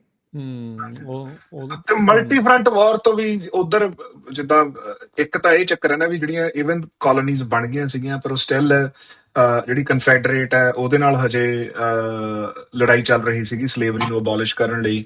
ਉਹ ਵੀ ਤਾਂ ਇੱਕ ਹੈ ਨਾ, ਕਿਉਂਕਿ ਜਿਹੜੇ ਇਹ ਸਾਰੇ ਉੱਥੇ ਵੀ ਨਾਰਥ ਸਾਊਥ ਦੀ ਇਹੀ ਲੜਾਈ ਸੀ, ਸਲੇਵਰੀ ਰੱਖਣੀ ਆ। ਹਾਂਜੀ ਹਾਂਜੀ ਹਾਂਜੀ ਹਾਂ। ਸੋ ਇਹ ਵੀ 49th ਪੈਰਲਲ ਵਾਲੇ ਜਿਹੜੇ ਡਿਸੀਜਨ ਆ, ਉਹ ਤੋਂ ਮੈਨੂੰ ਲੱਗਦਾ 1856 ਦੇ ਵਿੱਚ ਸਲੇਵਰੀ ਅਬੋਲਿਸ਼ ਹੋਈ ਹੈ, ਜੇ ਡੈਕਲੇਰੇਸ਼ਨ, ਹਨਾ, ਜਦੋਂ ਆਪਣੇ ਅਬਰਾਹਮ ਲਿੰਕਨ ਹੋਣਾ ਨੇ ਕੀਤੀ ਆ, ਮੈਨੂੰ ਲੱਗਦਾ 1860 ਦੇ ਕਰੀਬ, 1862-66 ਉਦੋਂ 1867 ਦੇ ਵਿੱਚ ਜਿਹੜਾ ਕੈਨੇਡਾ ਐਜ਼ ਅ ਕਨਫੈਡਰੇਟ ਬਣਦਾ। ਪਰ ਉਸ ਤੋਂ ਪਹਿਲਾਂ ਮਤਲਬ ਜਿਹੜਾ ਉਹ ਟਾਈਮ ਹੈ 1812 ਤੋਂ ਲੈ ਕੇ 1812 ਵਾਲੀ ਜਿਹੜੀ ਆਪਾਂ ਵਾਈਟ ਹਾਊਸ ਦੀ ਲੜਾਈ ਕਹਿੰਦੇ ਆ, ਜਿਹੜੀ ਅਮਰੀਕਾ ਕੈਨੇਡਾ ਦੀ, ਉਸ ਤੋਂ ਪਹਿਲਾਂ ਮਤਲਬ ਉਸ ਤੋਂ ਬਾਅਦ ਜਿਹੜਾ ਪੂਰਾ ਪੀਰੀਅਡ ਆ, ਉਹਦੇ ਵਿੱਚ ਅਮਰੀਕਾ ਆਪਸ ਦੇ ਵਿੱਚ ਵੀ ਤਾਂ ਅਮਰੀਕਾ ਚ ਸਿਵਲ ਵਾਰ ਚੱਲ ਰਹੀ ਹੈ। 1863 ਹੀ ਸੀਗੀ, ਜਨਵਰੀ 1 ਨੂੰ, ਜਿਹੜਾ 1863। ਹਾਂਜੀ ਹਾਂਜੀ ਹਾਂ। ਇਹਦਾ ਮੈਂ ਇੱਕ ਹੋਰ ਵੀ ਪੱਖ ਕਹੂੰਗਾ, ਸੌਰੀ, ਇਹਦਾ ਇੱਕ ਹੋਰ ਵੀ ਪੱਖ ਕਹੂੰਗਾ। ਮੈਨੂੰ ਲੱਗਦਾ ਵੀ ਕਿਉਂਕਿ ਮੈਂ ਸਾਊਥ ਦੇ ਵਿੱਚ ਰਿਹਾ, ਹਨਾ, ਜਦੋਂ ਉਹਨਾਂ ਦੀ ਨੈਰੇਟਿਵ ਸੁਣਦੇ ਹੋਗੇ ਨਾ, ਹਰੇਕ ਦਾ ਆਪਣਾ ਨੈਰੇਟਿਵ ਹੁੰਦਾ, ਤੇ ਉਹ ਕਹਿੰਦੇ ਵੀ ਯਾਰ ਜਿਹੜਾ ਸਾਡਾ ਨੈਰੇਟਿਵ ਇਹ ਸੀਗਾ ਵੀ ਸਾਡਾ ਸਾਰਾ ਹੀ ਕੰਮ ਖੇਤੀ ਵਾਲਾ ਸੀ, ਜਿਹੜਾ ਨਾਰਥ ਸੀਗਾ ਉਹ ਇੰਡਸਟਰੀਅਲਾਈਜ਼ ਹੋ ਗਿਆ ਸੀਗਾ, ਤੇ ਇੱਥੇ ਵਾਲਿਆਂ ਦਾ ਸਾਰਾ ਕੰਮ ਖੇਤੀ ਵਾਲਾ ਸੀਗਾ। ਤੇ ਮੈਕੈਨਿਜ਼ਮ ਇੰਨੀ ਮਸ਼ੀਨੀਕਰਨ ਇੰਨਾ ਹੋਇਆ ਨਹੀਂ ਸੀਗਾ, ਹਨਾ। ਤੇ ਉਸ ਹਿਸਾਬ ਦੇ ਨਾਲ ਸੋ ਜਿਹੜੀਆਂ ਚੋਇਸਿਸ ਸੀਗੀਆਂ, ਜਿਹੜੀਆਂ ਸਲੇਵਰੀ ਦੀਆਂ ਚੋਇਸਿਸ ਤੇ ਇਹ ਸਾਰੀਆਂ ਚੋਇਸਿਸ ਸੀਗੀਆਂ, ਇਹ ਬਿਲਕੁਲ ਹੀ ਇੱਕ ਹਿਸਾਬ ਨਾਲ ਗਲਤ ਚੋਇਸਿਸ ਸੀਗੀਆਂ। ਪਰ ਮੈਨੂੰ ਲੱਗਦਾ ਜਿਹੜੇ ਨਾਰਥ ਦੀ ਇਕੋਨੋਮਿਕਸ ਸੀਗੀ ਤੇ ਸਾਊਥ ਦੀ ਇਕੋਨੋਮਿਕਸ ਸੀਗੀ, ਉਹ ਬੜੀ ਡਿਫਰੈਂਟ ਤਰੀਕੇ ਦੇ ਨਾਲ ਲੜ ਰਹੀ ਸੀ, ਕਿਉਂਕਿ ਨਾਰਥ ਦੀ ਇਕੋਨੋਮਿਕਸ ਦੇ ਵਿੱਚ ਜਿਹੜੀ ਸੀਗੀ ਉਹ ਇੰਡਸਟਰੀਅਲਾਈਜੇਸ਼ਨ ਖਾਸੀ ਆ ਗਈ ਸੀ। ਸਾਊਥ ਵਾਲੇ ਜਿਹੜੇ ਸੀਗੇ ਉਹ ਇਹਨਾਂ ਤੇ ਡਿਪੈਂਡੈਂਟ ਸੀਗੇ ਵਾਹੀ ਖੇਤੀ ਤੇ। 1619 ਦਾ ਨੰਬਰ ਆਉਂਦਾ ਆ, ਸਾਲ ਆਉਂਦਾ ਆ ਜਦੋਂ ਅਮਰੀਕਾ ਦੇ ਵਿੱਚ ਸਲੇਵਰੀ ਆਈ ਆ। ਸੋ 1776 ਦੇ ਵਿੱਚ ਜੇ ਅਮਰੀਕਾ ਆਜ਼ਾਦ ਹੁੰਦਾ ਆ, ਤੇ 1863 'ਚ ਜਾ ਕੇ ਸਲੇਵਰੀ ਅਬੋਲਿਸ਼ ਹੁੰਦੀ ਆ, ਜਿਹੜਾ ਕਿ ਆਰਡਰ ਬਾਅਦ ਦੇ ਵਿੱਚ ਆਰਡਰ ਨੰਬਰ 3 1865 ਦੇ ਵਿੱਚ ਜਾ ਕੇ ਜਿਹੜਾ ਅਬਰਾਹਮ ਲਿੰਕਨ ਨੇ ਜਾਰੀ ਕੀਤਾ, ਤੇ ਉਹ ਜੂਨਟੀਨਥ ਹੁਣੇ ਮਨਾ ਕੇ ਹਟੇ ਇੱਥੇ ਅਮਰੀਕਾ ਦੇ ਵਿੱਚ ਪਿਛਲੇ ਸਾਲ, ਵੀ ਇੰਨੇ ਸਾਲਾਂ ਬਾਅਦ ਜਾ ਕੇ ਜਿਹੜਾ ਉਹ ਪਤਾ ਲੱਗਦਾ ਆ। ਹੁਣ ਜਿਹੜਾ 14th ਅਮੈਂਡਮੈਂਟ ਦਾ ਵੀ ਰੌਲਾ, ਤੇ ਸੋ ਮੈਨੀ ਥਿੰਗਸ ਜਿਹੜੀਆਂ ਹਿਸਟਰੀ ਦੀਆਂ ਓਬਵੀਅਸਲੀ ਇਹ ਤੰਦਾਂ ਜਿਹੜੀਆਂ ਉਹ ਜੁੜੀਆਂ ਹੁੰਦੀਆਂ। ਹੁਣ ਜਿਹੜਾ ਰੌਲਾ ਵੀ ਪਿਆ ਆ ਬਰਥ ਰਾਈਟ ਸਿਟੀਜ਼ਨਸ਼ਿਪ ਦਾ, ਜਸਪਾਲ ਭਾਜੀ ਵੀ ਜਿਹੜੇ ਜਸਟਿਸ ਥਾਮਸ ਸੀ, ਉਹ ਕਹਿੰਦੇ ਇਹ ਤਾਂ ਜਿਹੜੇ ਸਲੇਵਰੀ ਸੀਗੇ, ਜਿਹੜੇ ਸਲੇਵ ਸੀਗੇ, ਉਹਨਾਂ ਨੂੰ ਬਰਾਬਰ ਦੇ ਹੱਕ ਦਿਵਾਉਣ ਦੇ ਲਈ ਜਿਹੜਾ ਬਰਥ ਰਾਈਟ ਸਿਟੀਜ਼ਨਸ਼ਿਪ ਸੀਗੀ, ਇਹ ਥੋੜੀ ਵੀ ਜਿਹੜਾ ਮਰਜ਼ੀ ਆ ਜਾਵੇ ਤੇ ਉਹਨੂੰ ਜਿਹੜਾ ਬਰਥ ਰਾਈਟ ਸਿਟੀਜ਼ਨਸ਼ਿਪ ਜਿਹੜੀ ਉਹ ਦੇਣ ਦੇ ਲਈ ਸੀਗੀ। ਸੋ ਮੈਨੀ ਥਿੰਗਸ ਜਿਹੜੀਆਂ ਜਦੋਂ ਆਪਾਂ ਪਿੱਛੇ ਨੂੰ ਉੱਥੇ ਜਾਂਦੇ ਆ। ਮੈਂ ਨਾ ਸਾਰੀ ਗੱਲ ਕੱਢ ਕੇ ਕਹਿਣਾ ਹਨਾ, ਮਤਲਬ ਉਹ ਕਹਿੰਦਾ ਵੀ ਫਲਾਣਿਆਂ ਬਈ ਆ ਕੇ ਉਹ ਕਹਿੰਦਾ ਵੀ ਤੇਰਾ ਨਾ ਇੱਕ ਸ਼ੇਰ ਹੁੰਦਾ, ਉਹ ਜਾ ਕੇ ਲੈ ਲੈ ਨੂੰ ਕਹਿੰਦਾ ਵੀ ਲੈ ਲਿਆ, ਕਹਿੰਦਾ ਵੀ ਤੇ ਮੈਂ ਤੈਨੂੰ ਖਾਣਾ, ਕਹਿੰਦਾ ਕਿਉਂ ਖਾਣਾ, ਕਹਿੰਦਾ ਵੀ ਤੂੰ ਪਿਛਲੇ ਸਾਲ ਮੈਨੂੰ ਗਾਲ ਕੱਢੀ, ਕਹਿੰਦਾ ਪਿਛਲੇ ਸਾਲ ਮੈਂ ਜੰਮਿਆ ਵੀ ਨਹੀਂ, ਕਹਿੰਦਾ ਤੇਰੇ ਪਿਓ ਨੇ ਕੱਢੀ ਹੋਊਗੀ ਹਨਾ। ਪੰਜਾਬੀ ਚ ਨਾ ਜਿੱਦਾਂ ਕਹਿੰਦੇ ਹੁੰਦੇ ਆ ਵੀ ਹਨਾ ਵੀ ਖਾਂਦੇ ਦੀ ਦਾੜੀ ਹਿਲਦੀ ਆ ਹਨਾ, ਮਤਲਬ ਇਹ ਮੈਨੂੰ ਲੱਗਦਾ ਵੀ ਸਾਰੇ ਬਹਾਨੇ ਜੇ ਤੁਸੀਂ ਇਹ ਸੋਚੋ ਜੇ ਇਸ ਹਿਸਾਬ ਨਾਲ ਪੱਤਰ ਸਿਟੀਜ਼ਨਸ਼ਿਪ ਦਾ ਨਾ ਹੋਵੇ ਫੈਕਟ, ਤਾਂ ਫਿਰ ਮੈਨੂੰ ਲੱਗਦਾ ਵੀ ਯੂਰਪੀਅਨ ਐਨਸੈਸਟਰੀ ਦੇ ਬੰਦਿਆਂ ਦੀ ਕੋਈ ਰਾਈਟ ਹੀ ਨਹੀਂ ਹੈਗਾ ਯੂਐਸ ਦੇ ਵਿੱਚ, ਠੀਕ ਆ। ਉਹ ਕਿਸ ਸਿਟੀਜ਼ਨਸ਼ਿਪ ਰਾਈਟ ਦੇ ਨਾਲ ਇੱਥੇ ਬੈਠੇ ਹੋਏ ਆ, ਪਹਿਲੀ ਚੀਜ਼ ਹਨਾ। ਦੂਜੀ ਚੀਜ਼ ਇਹ ਆ ਕਿ ਜਿਹੜੀ ਭਾਵੇਂ ਜਿਹੜੀ ਸਲੇਵਰੀ ਅਬੋਲਿਸ਼ ਦਾ ਐਕਟ ਸੀਗਾ 1863 ਤੁਸੀਂ ਕਿਹਾ, ਹਾਂਜੀ 63 ਹਾਂਜੀ, ਇਹਦੇ ਆਸ-ਪਾਸ ਆ ਗਿਆ ਸੀਗਾ, ਪਰ ਸਲੇਵਰੀ ਅਬੋਲਿਸ਼ ਨਹੀਂ ਸੀ ਹੋਈ ਹਨਾ। ਮਤਲਬ ਸਲੇਵਰੀ ਏਦਾਂ ਨਹੀਂ ਅਬੋਲਿਸ਼ ਹੋਈ ਸੀ ਵੀ ਆਪਣਾ ਜਿਹੜੇ ਕਾਲੇ ਸੀਗੇ ਉਹਨਾਂ ਕੋਲ ਰਾਈਟ ਤਾਂ ਹੈ ਨਹੀਂ ਸੀਗੇ। ਮਿਸਿਸਿਪੀ ਦੇ ਵਿੱਚ ਇੱਕੋ ਦਮ ਜਿਹੜੀ ਫਾਰਮ ਹੋਲਡਿੰਗ ਸੀਗੀ ਉਦੋਂ ਤੋਂ ਕਹਿਤਾ ਵੀ ਸਲੇਵਸ ਤੁਸੀਂ ਆਜ਼ਾਦ ਹੋ, ਠੀਕ ਆ। ਜਾਣਾ ਕਿੱਥੇ ਕਰਨ ਕੀ ਹੁਣ, ਉਹ ਕਰਨ ਕੀ ਹਨਾ ਜੀ, ਕਿਉਂਕਿ ਜਿਹੜੀ ਓਨਰਸ਼ਿਪ ਸੀਗੀ ਉਹ ਤਾਂ ਉਦਾਂ ਹੀ ਪਾਸ ਆਨ ਹੋਈ ਸੀਗੀ। 1965 ਦੇ ਵਿੱਚ ਐਲਾਬਾਮਾ ਦੇ ਵਿੱਚ ਮਾਰਚਸ ਨਿਕਲੇ ਨੇ ਹਨਾ, ਵੀ ਜਿੱਥੇ ਉਹਨਾਂ ਨੇ ਕਿਹਾ ਵੀ ਭਾਈ ਵੀ ਅਸੀਂ ਵੱਖਰੇ ਨਹੀਂ, ਸਕੂਲ ਸਾਡੇ ਵੱਖਰੇ ਨਹੀਂ ਹੋਣੇ ਚਾਹੀਦੇ, ਕੰਮ ਵਾਲੀ ਜਗ੍ਹਾ ਵੱਖਰੀਆਂ ਨਹੀਂ ਹੋਣੀ ਚਾਹੀਦੀਆਂ। 1962 ਦੇ ਵਿੱਚ ਮੈਂ ਜਿਹੜੀ ਯੂਨੀਵਰਸਿਟੀ 'ਚ ਪੜ੍ਹਦਾ ਰਿਹਾ ਆ, ਉੱਥੇ ਪਹਿਲੇ ਬਲੈਕ ਸਟੂਡੈਂਟ ਨੇ ਐਡਮਿਸ਼ਨ ਲਈ ਸੀ ਤੇ ਯੂਨੀਵਰਸਿਟੀ 'ਚ ਰਾਇਟ ਹੋ ਗਏ ਸੀ, ਬੰਦੇ ਮਾਰੇ ਗਏ ਸੀ,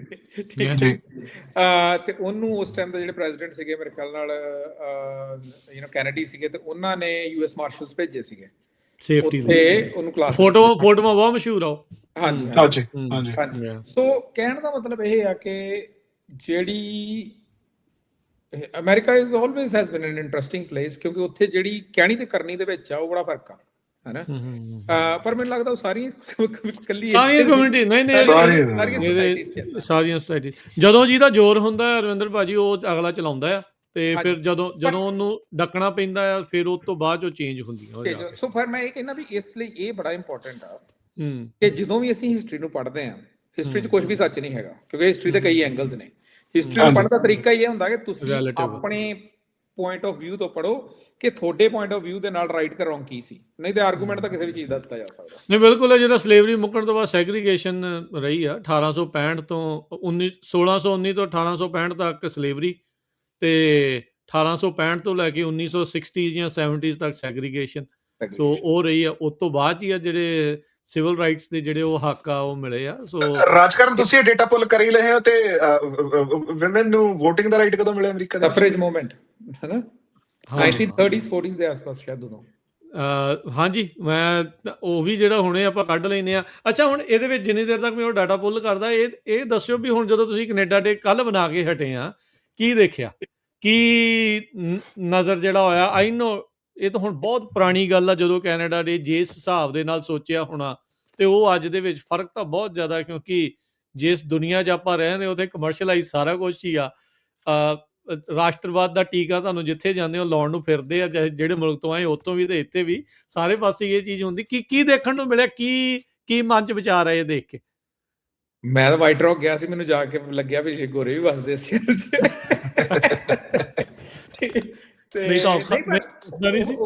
ਓਵਰਆਲ ਮੈਂ ਇੱਕ ਗੱਲ ਕਹਾਂਗਾ ਹਨਾ, ਉਹ ਸਾਡੇ ਨਾਲ ਮੈਂ ਪਿਛਲੀ ਗੱਲ ਦੀ ਕੰਟੀਨਿਊਸ਼ਨ ਕਰਦਾ। ਉਹ ਡਾਕਟਰ ਆਈਜੇ ਸਿੰਘ ਹੁੰਦੇ ਸੀ, ਉਹ ਨਾ ਪੂਰੇ ਹੋ ਗਏ ਆ, ਮਤਲਬ ਪਿਛਲੇ ਮਹੀਨੇ ਨਾ ਪੂਰੇ ਹੋਏ। ਉਹ ਇੱਥੇ ਨਿਊਯਾਰਕ NYU ਦੇ ਵਿੱਚ, ਮੇਰੇ ਖਿਆਲ NYU 'ਚ ਸੀਗੇ ਸ਼ਾਇਦ, ਉਹ ਪ੍ਰੋਫੈਸਰ ਸੀਗੇ ਹਨਾ, ਤੇ ਨਾਲ ਦੇ ਨਾਲ ਡਾਕਟਰ ਵੀ ਸੀਗੇ। ਉਹ ਕਹਿੰਦੇ ਵੀ ਯਾਰ 1980s ਦੇ ਵਿੱਚ ਮੈਂ ਕਹਿੰਦੇ ਟੈਨੇਸੀ ਚਲਾ ਗਿਆ ਇੱਕ ਕਾਨਫਰੰਸ ਦੇ ਲਈ, ਤੇ ਕਹਿੰਦੇ ਵੀ ਉਹ ਜਿਹੜੇ ਆਰਗੇਨਾਈਜ਼ਰ ਸੀ ਉਹ ਬੜੇ ਕਨਫਿਊਜ਼, ਕਿ ਸ਼ਾਇਦ 70s ਦੇ ਵਿੱਚ ਕਹਿੰਦੇ ਬੜੇ ਕਨਫਿਊਜ਼ ਹੋਣ ਕਿ ਯਾਰ ਇਹਨੂੰ ਅਸੀਂ ਬਲੈਕ ਹੋਟਲ 'ਚ ਠਹਿਰਾਈਏ ਕਿ ਇਹਨੂੰ ਅਸੀਂ ਵਾਈਟ ਹੋਟਲ 'ਚ ਠਹਿਰਾਈਏ ਹਨਾ। ਸੋ ਇੱਥੇ ਘੱਟੋ ਘੱਟ ਕੈਨੇਡਾ ਦੇ ਵਿੱਚ ਮੈਨੂੰ ਲੱਗਦਾ ਵੀ ਜਿਹੜੀ ਇੱਕ ਚੀਜ਼ ਮੈਨੂੰ ਡੈਫੀਨੇਟਲੀ ਦੇਖਣ ਨੂੰ ਮਿਲੀ ਉਹ ਇਹ ਆ ਵੀ ਯਾਰ ਇੱਥੇ ਦੇਰ ਆਰ ਆਲ ਕਮਿਊਨਿਟੀਜ਼ ਹਨਾ। ਜਿਹੜੀ ਆਨਲਾਈਨ ਦਾ ਰੌਲਾ ਜਿਹੜਾ ਆ ਉਹ, ਮੈਨੂੰ ਸਾਨੂੰ ਇਸ ਬਾਰੇ ਕੋਈ ਦੂਜੀ ਡਾਊਟ ਨਹੀਂ ਹੈ ਕਿ ਉਹ ਫਿਊਲ ਕੀਤਾ ਜਾ ਰਿਹਾ, ਉਹ ਸਾਊਥ ਆਫ ਬਾਰਡਰ ਤੋਂ ਵੀ ਫਿਊਲ ਕੀਤਾ ਜਾ ਰਿਹਾ, ਉਹ ਬਾਕੀ ਹੋਰਾਂ ਕੰਟਰੀਜ਼ ਵੱਲੋਂ ਵੀ ਜਿਹੜੀਆਂ ਚਾਹੁੰਦੀਆਂ ਵੀ ਕੈਨੇਡਾ ਕਿਓਸ ਰਵੇ ਉਹਨਾਂ ਵੱਲੋਂ ਕੀਤਾ ਜਾ ਰਿਹਾ। ਪਰ ਤੁਸੀਂ ਗਰਾਊਂਡ ਤੇ ਵੇਖੋਗੇ ਤੁਹਾਨੂੰ ਵਾਕਈ ਲੱਗਦਾ ਆ, ਤੁਸੀਂ ਜਾਣਦੇ ਆ, ਤੁਹਾਨੂੰ ਲੱਗਦਾ ਵੀ ਯਾਰ ਗੋਰੇ ਵੀ ਇੱਥੇ ਹੈਗੇ ਆ, ਪੰਜਾਬੀ ਆਪਣੇ ਤਰੀਕੇ ਨਾਲ ਵਿਚਰ ਰਹੇ ਆ, ਜਿਹੜੇ ਮਿਡਲ ਈਸਟ ਤੋਂ ਨੇ ਲੋਕ, ਉਹ ਆਪਣੇ ਤਰੀਕੇ ਨਾਲ ਵਿਚਰ ਰਹੇ ਤੇ ਕੋ ਐਗਜ਼ਿਸਟ ਸੇਮ ਸਪੇਸਿਸ ਦੇ ਵਿੱਚ ਕਰ ਰਹੇ ਵਿਦਆਊਟ ਬੋਦਰੇਸ਼ਨ ਆਫ ਅਦਰ ਪੀਪਲ, ਹੈ ਨਾ। ਤੇ ਮੇਰੀ ਤਾਂ ਇਹ ਆਬਜ਼ਰਵੇਸ਼ਨ, ਤੁਹਾਡੀ ਕੀ ਆਬਜ਼ਰਵੇਸ਼ਨ ਸੀਗੀ? ਨੇਟਿਵਸ ਘੱਟ ਦਿਖਦੇ ਆ ਬਾਏ ਦ ਵੇ। ਉਹਦੇ ਲਈ ਮੈਨੀਟੋਬਾ ਆਉਣਾ ਪੈਂਦਾ। ਹਾਂਜੀ।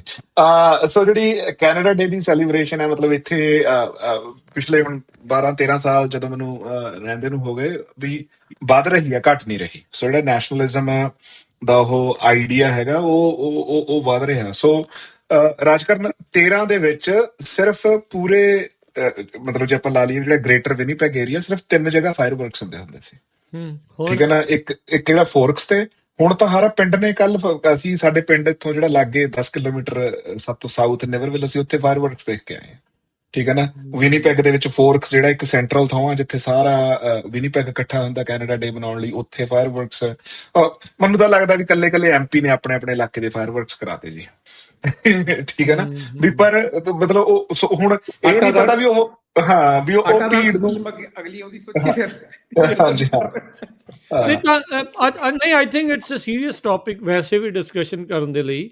ਇਹ ਤੁਹਾਨੂੰ ਕੀ ਲੱਗਦਾ ਵੀ ਇਹ ਬੰਦਿਆਂ ਦੀ ਜਿਹੜੀ ਆਪਣੀ ਇੱਕ ਜਿਹੜੀ ਮੂਲ ਆਈਡੈਂਟੀਟੀ ਹੁੰਦੀ ਆ, ਜਿੱਦਾਂ ਆਪਾਂ ਪੰਜਾਬੀ ਆ, ਸਿੱਖ ਆ, ਉਹਦੇ ਵਿੱਚੋਂ ਲੋਕਾਂ ਨੂੰ ਕੱਢ ਕੇ ਇੱਕ ਰਾਸ਼ਟਰਵਾਦ ਦੀ, ਇੱਕ ਰਾਸ਼ਟਰ ਦੀ ਇਹ ਆਈਡੈਂਟੀਟੀ ਦੇ ਵਿੱਚ ਲਿਆਉਣ ਦਾ ਕੀ ਕਾਰਨ ਕੀ ਆ? ਕੀ ਇਹ ਹੋਣੀ ਚਾਹੀਦੀ, ਨਹੀਂ ਹੋਣੀ ਚਾਹੀਦੀ? ਇਹ ਕੀ ਆਈਡੈਂਟੀਟੀ ਪੋਲਿਟਿਕਸ ਦਾ ਇਹ ਹਿੱਸਾ ਆ, ਨਹੀਂ ਹਿੱਸਾ ਆ? ਇਹ ਉਹਨੂੰ ਖਤਮ ਕਰਨਾ ਚਾਹੁੰਦੇ, ਉਸ ਨੂੰ ਕੀ ਹੈ ਇਹਦੇ ਵਿੱਚ?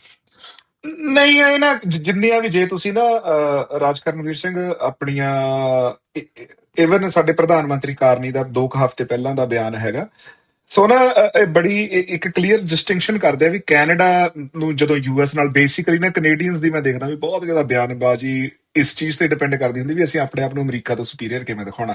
ਮੈਨੂੰ ਇਹ ਗੱਲ ਬੜੀ ਬਹਾਦਰ ਕਰਦੀ ਹੈ, ਪਰ ਉਹ ਮਤਲਬ ਉਹ ਜਿਹੜਾ ਕੈਨੇਡਾ ਦਾ ਬੈਂਚਮਾਰਕ ਹੀ ਇਹ ਹੈ ਵੀ ਅਸੀਂ ਅਮਰੀਕਾ ਤੋਂ ਤਾਂ ਵਧੀਆ ਵੀ ਬਾਕੀ ਜੋ ਮਰਜ਼ੀ ਹੋ ਜਾਵੇ, ਹੈ ਨਾ। ਸੋ ਇੱਕ ਨਾ ਅਮਰੀਕਾ ਦੇ ਵਿੱਚ ਸ਼ਬਦ ਵਰਤ ਹੁੰਦਾ ਵੀ America is a melting pot of different identities, different cultures ਜਾਂ different nationalities, ਹੈ ਨਾ। ਵੀ ਉਰੇ ਆ ਕੇ ਸਾਰੇ ਮੈਲਟ ਹੋ ਕੇ ਇੱਕ ਸਿੰਗਲ ਆਈਡੈਂਟੀਟੀ ਬਣ ਜਾਂਦੀ ਹੈ, ਅਮਰੀਕਨ ਆਈਡੈਂਟੀਟੀ ਬਣ ਜਾਂਦੀ ਹੈ ਨਾ। ਜਿਹੜੀ ਕੈਨੇਡਾ ਦੇ ਵਿੱਚ ਜਦੋਂ ਵੀ ਇਸ ਗੱਲ ਦੀ ਹੁੰਦੀ ਹੈ, ਉਹ ਕਹਿੰਦਾ ਵੀ Canada is not a melting pot, it's a mosaic. Mosaic ਕੀ ਹੁੰਦਾ ਵੀ ਜਿਹੜਾ ਆਪਾਂ ਨਾ ਮਰਤਬਾਨ ਜਾਂ ਲਾ ਲਈਏ, ਫੁੱਲ ਰੱਖਣ ਵਾਲਾ ਇੱਕ ਜਿਹੜਾ ਪੌਟ ਲਾ ਲਈਏ, ਵੀ ਉਹਦੇ ਵਿੱਚ ਅਸੀਂ ਨਾ ਬਿਕਰੀਆਂ ਏਦਾਂ ਲਾ ਕੇ, ਬਿਕਰੀਆਂ ਤੁਸੀਂ ਸਮਝਦੇ ਨਾ ਵੀ ਜਦੋਂ ਟੁੱਟ ਜਾਂਦਾ ਤਾਂ ਉਹਦੀਆਂ ਜਿਹੜੀਆਂ ਬਣਦੀਆਂ ਬਿਕਰੀਆਂ ਹਨ, ਵੀ ਬਿਕਰੀਆਂ ਅਸੀਂ ਲਾ ਕੇ ਉਹਨੂੰ ਮੋਜ਼ੇਕ ਨੂੰ ਤਿਆਰ ਕੀਤਾ ਹੋਵੇ। ਕਿਤੇ ਫੁੱਲ ਪਾਇਆ, ਕਿਤੇ ਚਿੜੀ ਬਣਾਈ ਆ, ਹਾਂ ਕਿਤੇ ਕੁਛ ਬਣਿਆ। ਵੀ ਉਹ ਅੱਡ ਵੀ ਹੁਣ ਮਤਲਬ ਕੋਈ ਬੰਦਾ ਪੰਜਾਬ ਤੋਂ ਆਇਆ, ਕੋਈ ਚੀਨ ਤੋਂ ਆਇਆ, ਕੋਈ ਸਪੇਨ ਤੋਂ ਆਇਆ, ਵੀ ਉਹਨਾਂ ਨੂੰ ਮੈਲਟ ਕਰਕੇ ਇੱਕ ਆਈਡੈਂਟੀਟੀ 'ਚ ਨਹੀਂ ਪਾਇਆ, ਉਹਨਾਂ ਨੂੰ ਉਦਾਂ ਹੀ ਐਜ਼ ਅ ਪੀਸਿਸ ਜੋੜ ਕੇ ਉਹ ਪੂਰੀ ਇੱਕ ਕੈਨੇਡੀਅਨ ਆਈਡੈਂਟੀਟੀ ਬਣਾਤੀ। ਸਕੂਲਾਂ ਦੇ ਵਿੱਚ ਜਿਹੜੀਆਂ ਐਟਲੀਸਟ ਪੋਲੀਟੀਕਲ ਡਿਸਕੋਰਸ ਟੀਵੀ ਦੇ ਵਿੱਚ ਇਹ ਗੱਲ ਬਾਰ-ਬਾਰ ਦੁਹਰਾਈ ਜਾਂਦੀ ਹੈ ਵੀ ਤੁਹਾਨੂੰ ਕੈਨੇਡੀਅਨ ਬਣਨ ਲਈ ਆਪਣੀ ਜਿਹੜੀ ਓਰੀਜਨਲ ਆਈਡੈਂਟੀਟੀ ਆ ਉਹ ਨਹੀਂ ਛੱਡਣੀ ਪੈਂਦੀ, ਠੀਕ ਹੈ ਨਾ। ਇਹ ਮਤਲਬ ਟਰੂਡੋ ਨੇ ਬਹੁਤ ਜ਼ਿਆਦਾ ਇਸ ਗੱਲ ਤੇ ਮਿਹਨਤ ਕੀਤੀ, ਠੀਕ ਹੈ ਨਾ। ਉਸ ਤੋਂ ਬਾਅਦ ਹਾਂ ਜੇ ਪੋਲੀਐਬ ਹੁੰਦਾ ਤਾਂ ਉਹ ਡਿਫਰੈਂਟ ਗੱਲ ਸੀਗੀ।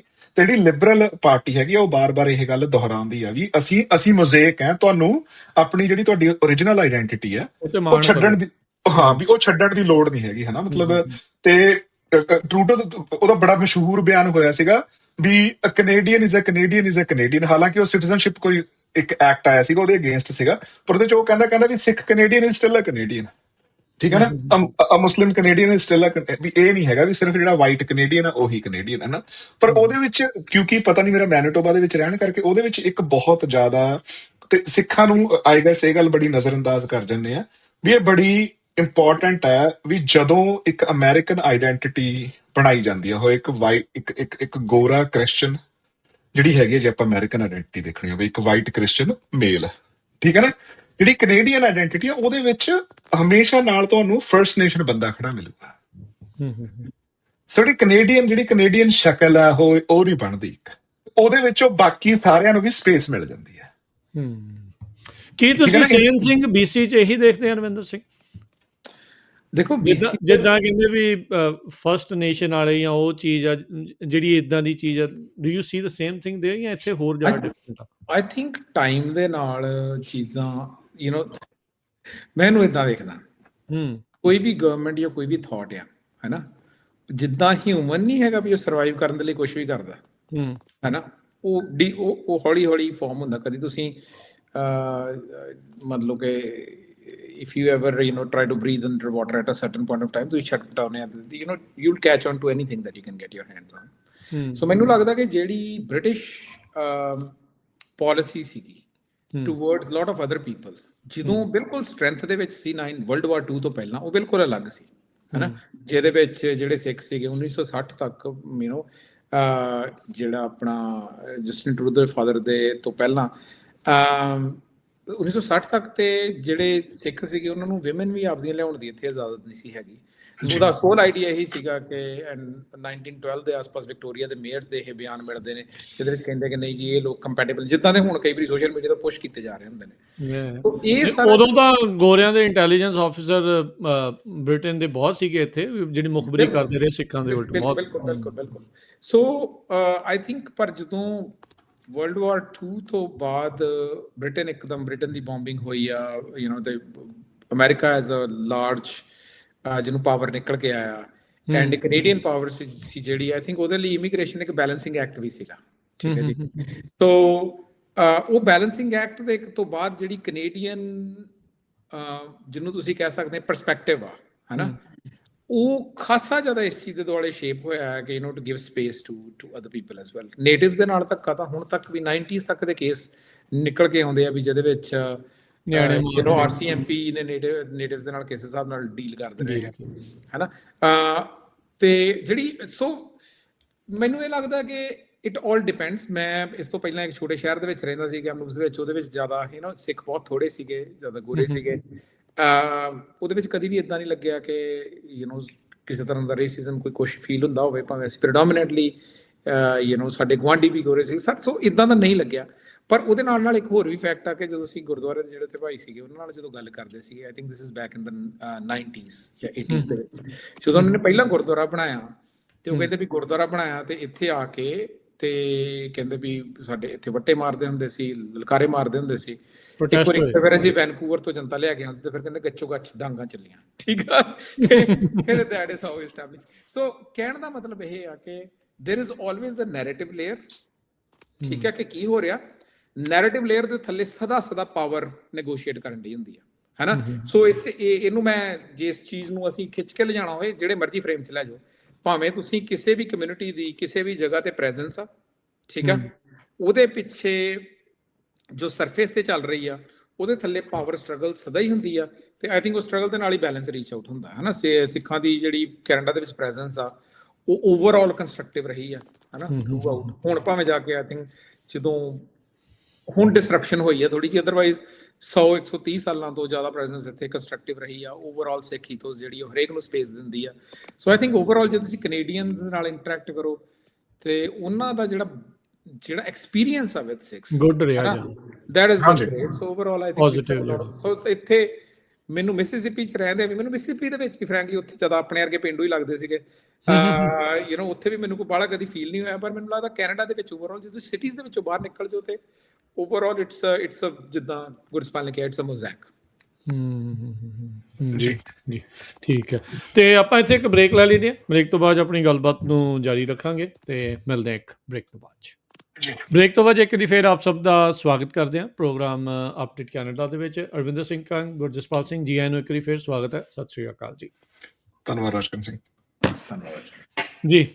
ਗੱਲਬਾਤ ਆਪਾਂ ਆਈਡੈਂਟੀਟੀ ਪੋਲਿਟਿਕਸ ਦੀ ਕਰ ਰਹੇ ਸੀ। ਗੁਰਜਸਪਾਲ, ਆਪਾਂ ਆਫ ਦੀ ਰੈਕਰਡ ਤੁਸੀਂ ਇੱਕ ਬੰਦੇ ਦੀ ਪੋਸਟ ਦੀ ਗੱਲ ਕਰ ਰਹੇ ਸੀਗੇ ਵੀ ਜਿਹੜਾ ਬੰਦਾ ਜੰਮਿਆ ਕਿਤੇ, ਰਿਹਾ ਕਿਤੇ, ਸਕੂਲਿੰਗ ਕਿਤੇ ਕੀਤੀ, ਕੈਨੇਡਾ ਦੇ ਵਿੱਚ ਹੁਣ ਉਹ ਵਸਿਆ, ਉਹ ਆਈਡੈਂਟੀਟੀ ਪੋਲਿਟਿਕਸ ਨੂੰ ਲੈ ਕੇ ਉਹਦਾ ਜਿਹੜਾ ਉਹ ਬਿਆਨ ਸੀ, ਥੋੜ੍ਹਾ ਜਿਹਾ ਦੱਸਿਓ। ਵੀ ਉਹ ਕਹਿੰਦਾ ਵੀ ਮੈਂ ਕਿਸੇ ਦੇ ਨਾਲ ਵੀ ਆਈਡੈਂਟੀਫਾਈ ਨਹੀਂ ਕਰਦਾ, ਇਸ ਲਈ ਕੈਨੇਡਾ ਮੈਨੂੰ ਜ਼ਿਆਦਾ ਆਪਣਾ ਜਿਹੜਾ ਉਹ ਲੱਗਦਾ ਆ।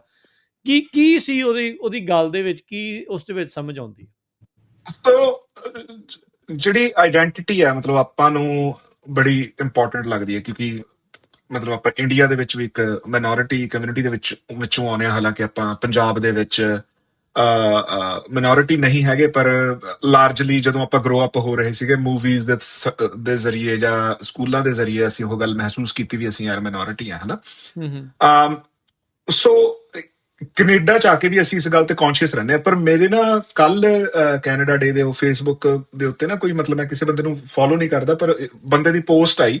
ਹੂੰ ਉਹ ਬੰਦਾ ਪਾਕਿਸਤਾਨ ਚ ਬੌਰਨ ਹੋਇਆ, ਹੂੰ ਉਸ ਤੋਂ ਬਾਅਦ ਉਹ ਥੋੜਾ ਚਿਰ ਅਫਰੀਕਾ ਰਿਹਾ।